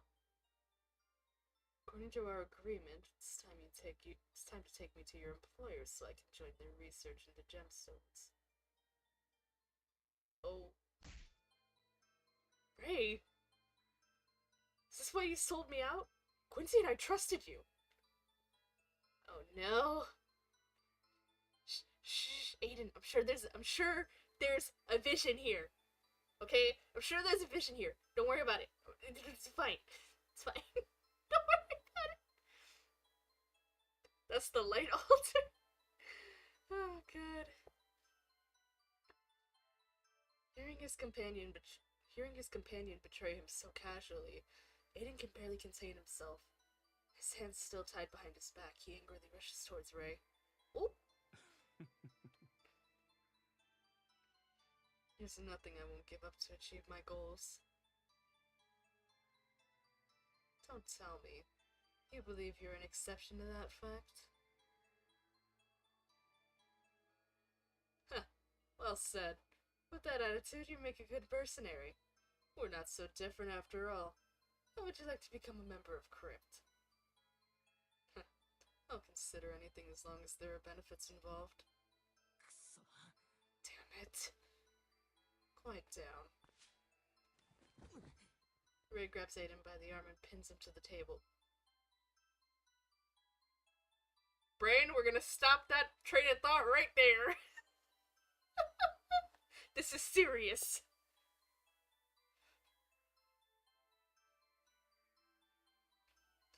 Take what you need and let's move. My patience is wearing thin. Captain nods his approval, and the crossbow-wielding mercenary steps forward to escort the Grand Sorcerer outside. Oh? Crash? Hearing the sound of breaking glass, the mercenary looks down to see a small bottle of yellow powder rolling on the ground near the Grand Sorcerer's foot. Woohoo! 3, 2... Now! Oh! Aiden kicks the bottle and leaps for cover. The bottle explodes in midair, sending the mercenary flying. Ugh! It's hard to move with my hands tied behind my back. It looks like I can't read. Hello? But it looks like Mr. Crossbow got the worst of the impact. I was reading the comments while looking at this, but get both of them! Following orders, the other two mercenaries draw their knives and approach the two men. Your real goal was the gemstone, wasn't it? Such a shame. We finally made it to the laboratory, but it seems you won't be leaving. Ever. It's taking him so long. Take the Grand Sorcerer alive. Eliminate the other two. The other one. Fuck. Brain is not functioning, man. The mercenaries swarm, but the instant they make their move. Hello! There he is! There he is!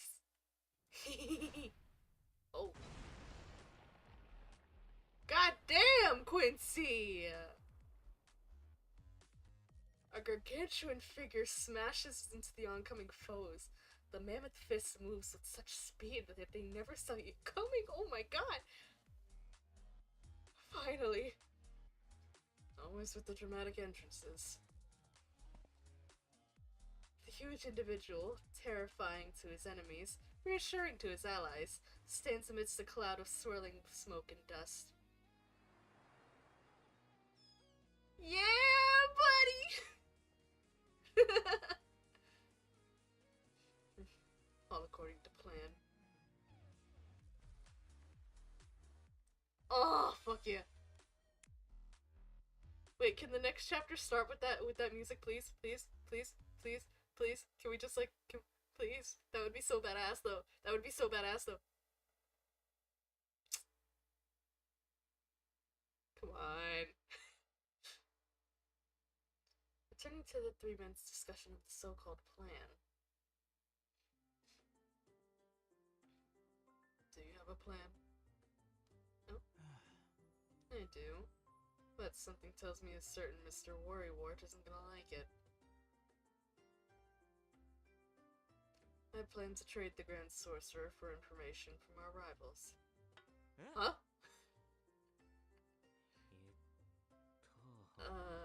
You know there's only one Grand Sorcerer, right? He's kinda precious. Yes, you are, honey! Naturally. I would never give up such a rare test subject so casually. Should I be touched? I'll deliver the Grand Sorcerer to them while they're feigning a desire to fuck me, I can't read. Listen, I'm getting distracted by Ray, okay? He's too pretty.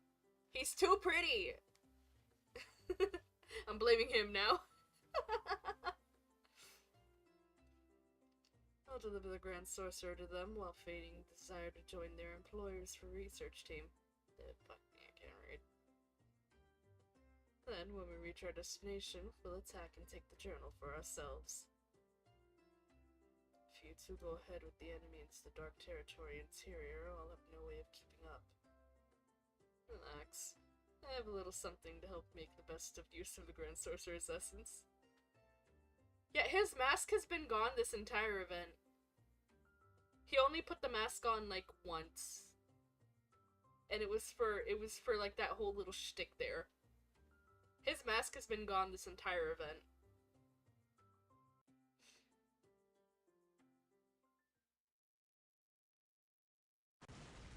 Oh! Yes! Ugh! Listen, the music is good here, okay?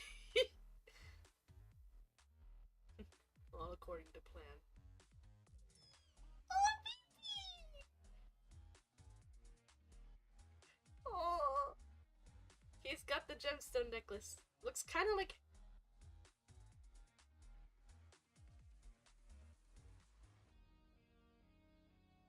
I'm not the only one seeing that, right? That definitely looks like the neon gemstone, right? I'm not fucking hallucinating. Hello? Standing on Quincy's shoulder, Topper proudly holds aloft a metal pendant inlaid with translucent crystals. Oh god. Oh, that's spirit ore. Interesting. Embedding spirit ore filled with the Grand Sorcerer's essence into an essence amplifier creates an effect that temporarily stabilizes the area. But the effect doesn't last long. You did well to make it here in time. Come here, Grand Sorcerer. Oh, what? Coming. Yeah, I'm sure you've said that line before.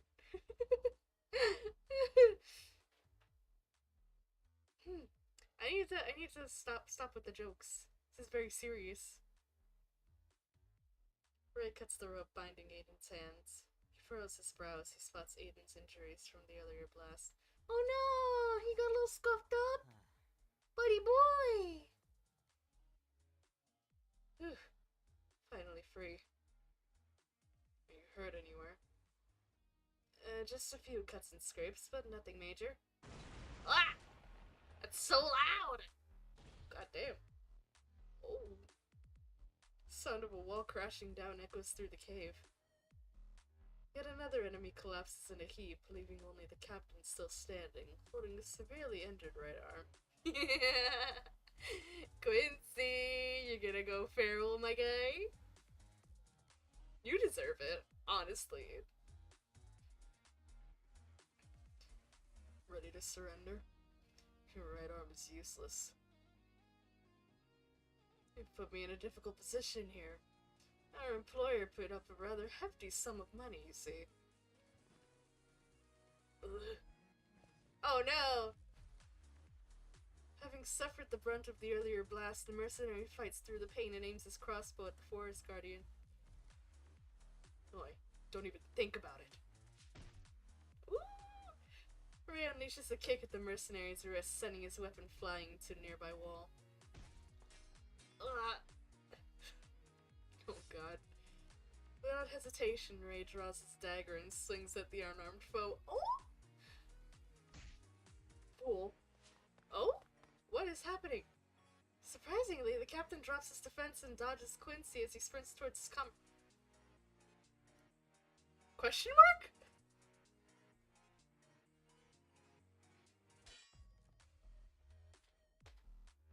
Question mark? Ray's blade clashes against the captain's own. He stands in front of a man in a cold sweat. Even with only one usable hand, the captain grips his weapon and strikes a defensive pose. Captain, your arm. Don't make such a fuss. What? What is going on here? Ulu? Olo? What is going on here? Interesting. Captain, he was so ruthless in exploiting his allies before. So why would he risk his life to save one now? I'm really injured. I can't fight like this. Looks like it's our loss this time. Stubbornly resisting only a few moments ago, the captain just changed of heart and surrendered. What's going on? I don't like this. I don't like this. I don't like this. Something's bad here. Surrender involves a show of good faith. Hand over the journal. With a wry smile, the captain takes the journal from his pack and places it on the ground and pushes it towards Ray. Tie them up, and then let's get out of here. Quincy swiftly ties up the mercenaries. Ray takes out a small dagger and the pendant containing the Grand Sorcerer's essence and places them on a table within sight but out of reach of the band of rogues. What is... This pendant will allow you to travel through the dark territory, but the effect will last long enough only to get you to the settlement on the outskirts. Once we leave, wait a while, then find a way to untie yourselves, take the pendant, and go. Now, very kind. Aren't you worried we might come after you? As you are now. Talk to me once you can beat Big Head over here. Wow. Quincy threateningly tightens the bandage around his fist, clearly accepting his role as a lethal enforcer.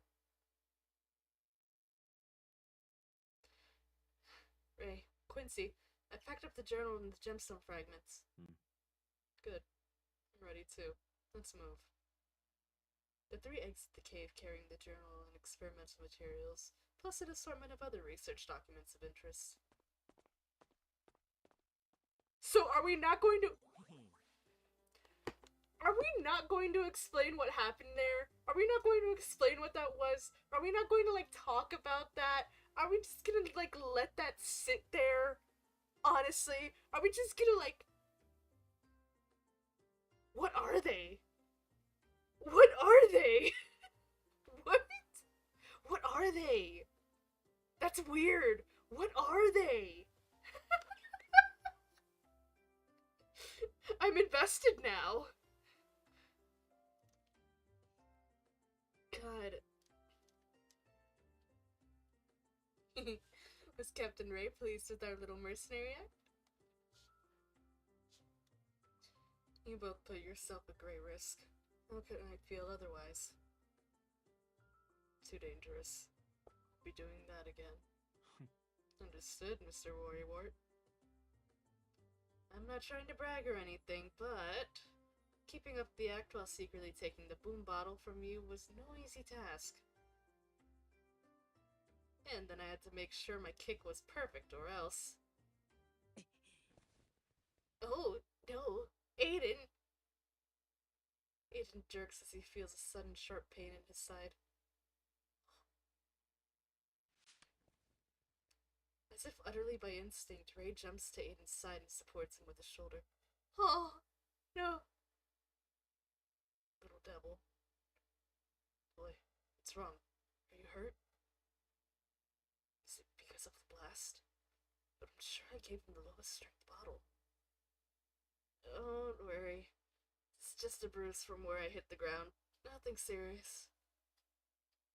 Oh my god! Ray! Fuck! That face! Oh my god. Oh no, he's concerned. Oh, he's concerned. Aiden has realized he's concerned. Oh no. What does that look mean? Oh yeah. I just think it's pretty rare, that's all. You being so worried about me. Drop him. Drop him immediately. To hit your head, too. If I didn't have a bunch of unfinished experiments involving you, I'd leave you right here and save myself the bother of working out how to get you back. What are you looking at? Mr. Worrywart. Get him! Get his ass! Get his ass! Gosh. Oh, he's feeling things. Ray. You can't pretend. You can't pretend you don't feel things for this boy. Stop it.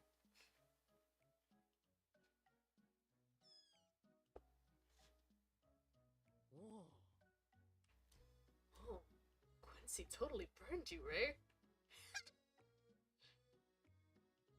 Ray raises an eyebrow and lets out an incredulous laugh, completely taken aback by the usual by the usually reticent Forest Guardians when he come back.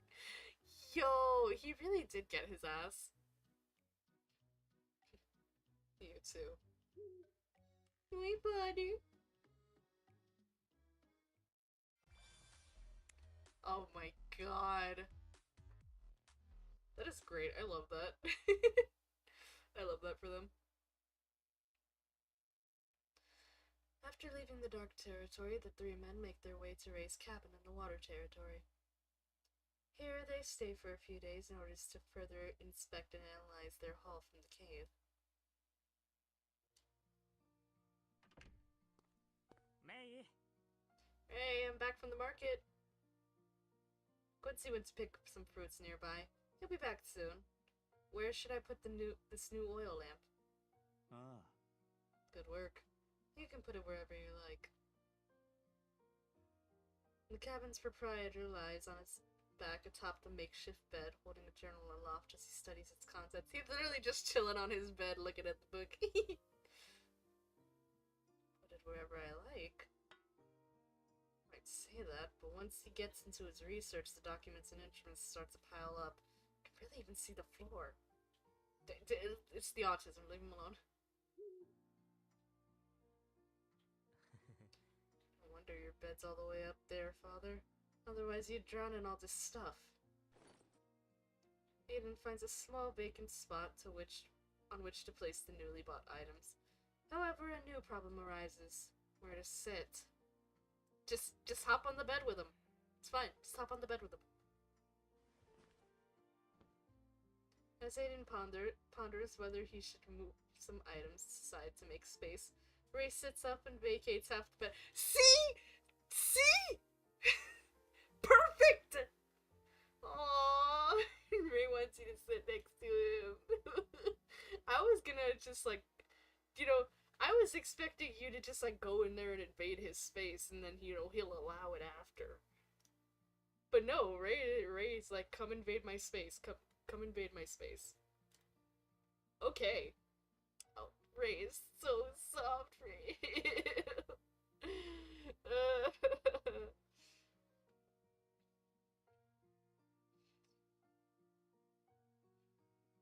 See? Telling me to come sit next to him. Oh, this is rare. Seeing his clan member's generosity, Aiden saunters over and takes a seat. Oh! Did he just... Oh! Did he just lean on him? Did he just lean on him? Please tell me he just leaned on him. I will cry. I'm already crying. No.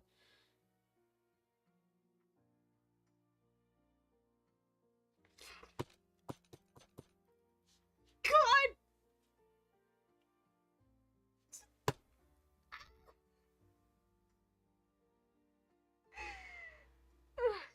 God. What kind of weird face was this shit doing while I had my hand over my face? Fuck me, dude.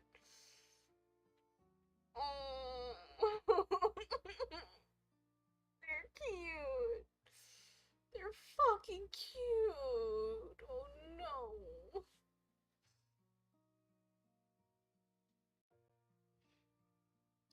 But Aiden isn't the only one that gets something out of the deal.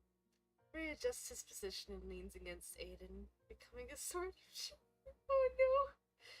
Oh.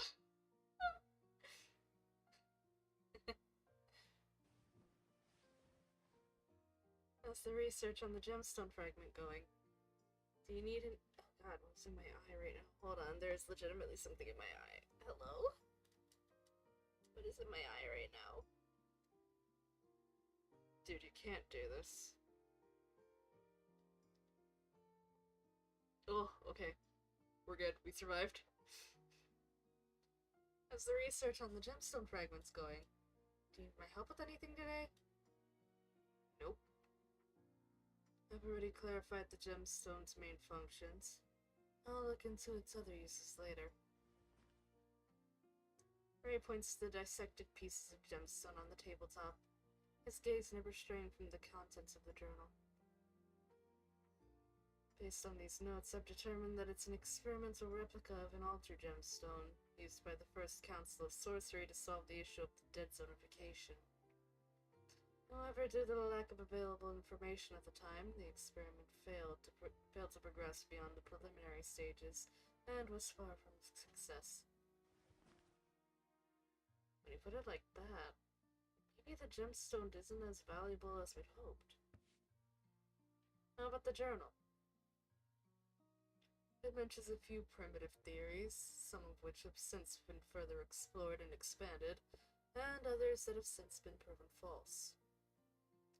If I were to use this as a source for my current research, it could help clarify the system and direction. Ray speaks without emotion, but haze clouds his eyes, almost as if he's floating off into another time and space. Looking at him, I'm guessing that's an ordinary journal. In fact. So, does it hold value? I suppose so. Succinct as always. The door opens and their fair-haired forest guardian enters the cabin, holding a sack full of freshly picked fruits. He blankly scans the room. Oh no. He's like, what the fuck is this? Bitch, you live like this? Where can I put this? I asked the same thing.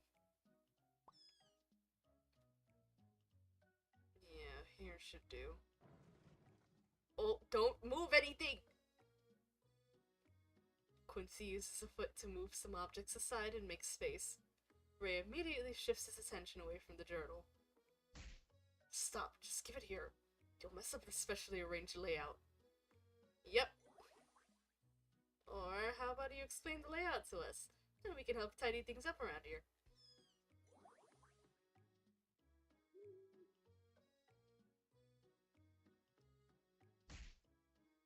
No need. I'll do it myself. Now out, all of you. Oh, he's like, you touched my stuff. Get the fuck out. The autism was too strong there. There's an arrangement, there's a place for everything. Do not move it from that spot. If you move it from that spot, it will be entirely annoying.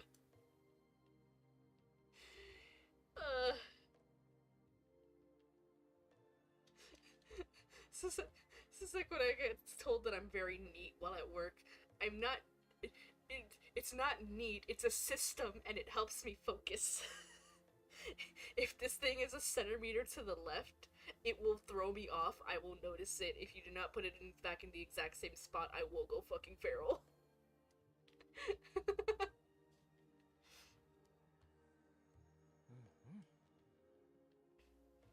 Yeah, we're almost at the creek, right? And there are tons of fish, and oh, they're going fishing again. They taste great barbecued. See, Quincy? I totally understood everything he said, right? He's too gabbing away. He's stuck in the middle. No! The little slap! He really just like slapped his face. Just Topper angrily pats the Topper angrily pats the stoic forest guardian's cheek with his tiny paws. Yeah, mostly. He's becoming more and more familiar with the little devil. The wildlife here is pretty different to the wood territories, but I still managed to find materials to make a new fishing net. And don't worry, Topper didn't help me cheat. Aww, he would've though. Ah, it's the creek. They're running. Oh god, they're fucking adorable. Hayden rolls up his sleeves and trouser legs, then removes his shoes and places them beside the creek. With Topper standing on his shoulder, he carries the fishing net into the water. Be sure to check out my results when I'm done, okay, Quincy? Oh, he's cute. Okay. The afternoon sun falls softly on the creek's gently rippling surface. Quincy watches his companion, now ankle deep in icy water. Ugh, it's gotta be unpleasant. Hayden focuses his attention on the water around his feet, occasionally looking up to check on his companion. Alright, I've placed the net. I know winter's almost over, but the water's still cold as hell. Let's get back on solid ground.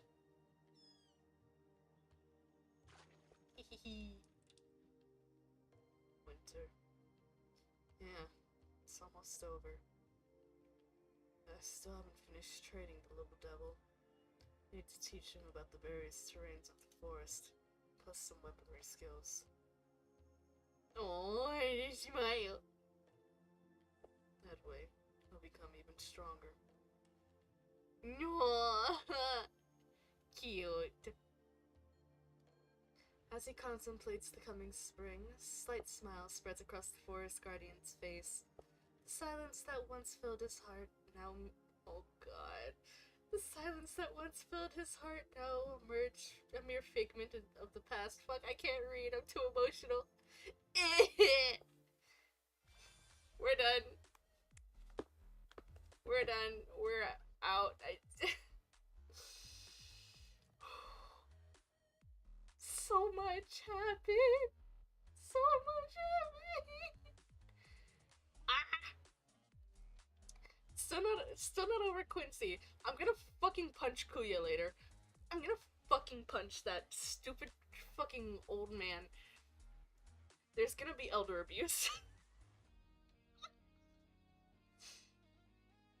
God. Bitch, piece of shit, fucking asshole. I love him. That time he pissed me off. That time he pissed me off, genuinely. Why is he like this? Why the fuck is he like this? Go be miserable somewhere else. Go be miserable somewhere else, motherfucker. This is the one time you actually pissed me off. God. Also, Ray, dude, you had me on the fucking edge there for a second. I couldn't wrap my head around what the fuck was happening. I could not wrap my head around what the fuck was happening. I couldn't figure it out. I thought I had an idea, and then I didn't have an idea, and then the idea came back, and then it was still wrong. Dude, he fucking threw me for a loop. You're back again! Hi! Just finished it! Crying! Still gonna fucking punch Kuya, son of a bitch. Fucking piece of shit. Quincy has me crying. Ray also has me crying. You missed me punching the desk. I punched my desk because Ray. I'm pretty sure it got caught on the VOD. Kuya has an appearance. He's a son of a bitch. I love him. This time he genuinely pissed me off. I do want to fucking punch him. There will be elder abuse. Fuck you, Peepaw. Fuck you, Peepaw, you piece of shit bastard. Son of a bitch.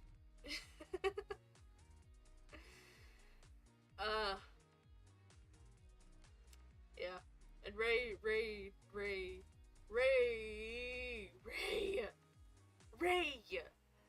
you have me fucking giggling and kicking my fucking feet and just, bitch! What the fuck? What the fuck? One of these days somebody should try and succeed in punching Kuya. I will try. I don't know if I'll succeed, but I will definitely fucking try. Look at me, I'm squishy. I'm squishy, okay? I could, look at how squishy I am. Okay, look at how squishy I am. I could probably survive a little bit of foxfire. I don't think I'm flammable. I don't think I'm made of like a flammable material.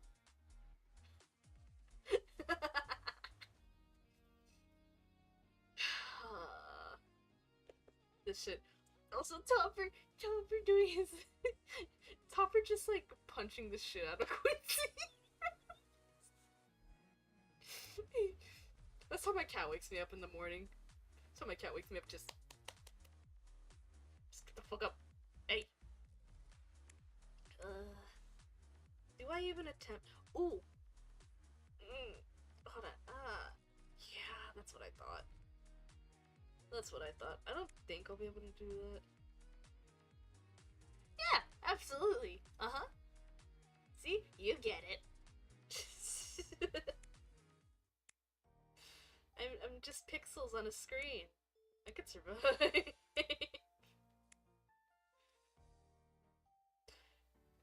God. You baby. I'm not fucking here for you. Go away.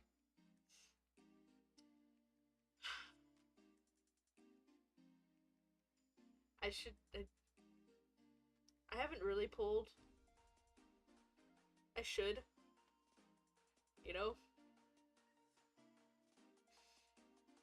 Fuck it, let's go. I'm not getting anywhere near this. I could maybe get lucky. I'm not getting anywhere near this. The chances of me getting this are very fucking slim unless I have streamer luck. We're still gonna do it anyway because we're dumb.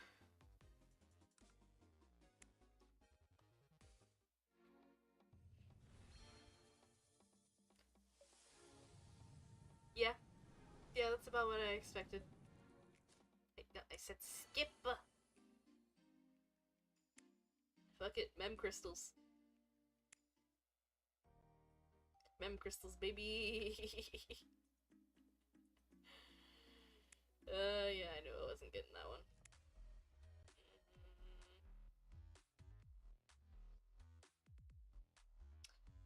Yeah, I'm just gonna probably like go through this as like quickly as I. Oh fuck! Don't do that. How about we don't do that?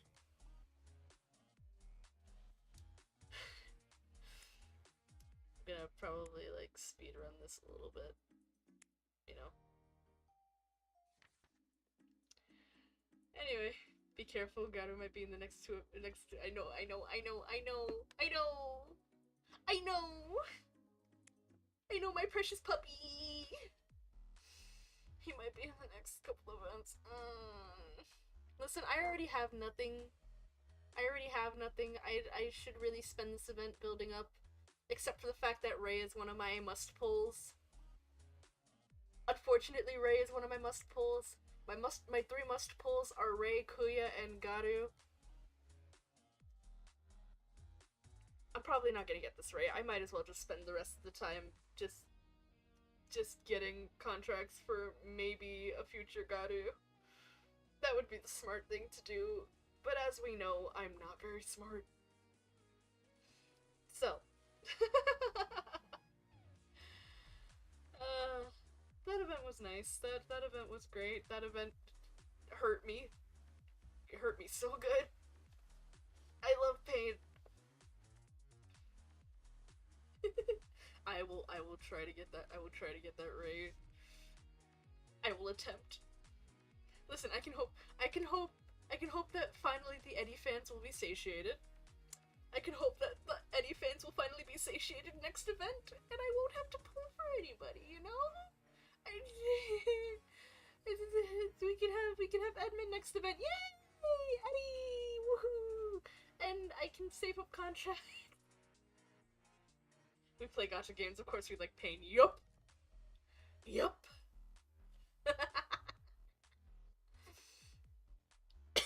Oh god, I should take a drink of water. My voice is fucked already. Going lower than my normal octave for that long.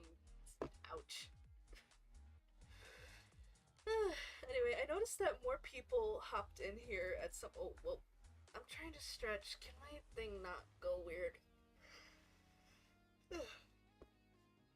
I noticed that a couple more people hopped in here at some point. Since I've finished reading the event and everything, 2.5 hours, not bad. That's actually below my standard time of 3 hours, so that's good. It's good rest time. Anyway, anybody who joined the stream, you know, I hope you guys enjoyed it. I hope you had fun. Anybody who's watching this later in like a VOD, you know, I hope you have fun with this. I'm sorry, my reading is terrible. Okay, it's not great when I know who the characters are and are actively attempting to impersonate them. Okay, it's better when I play a game and I don't have like any, you know, no knowledge of how the characters are. Probably because I wasn't having a bother. No, listen, interaction is so fun though. Listen, even without you messaging me, I still paused a lot of times just to comment on shit because I can't stop yapping. It's a real problem. It's a real problem. I don't know when to shut up. It's a real issue. I should start working on that at some point. I'm not gonna.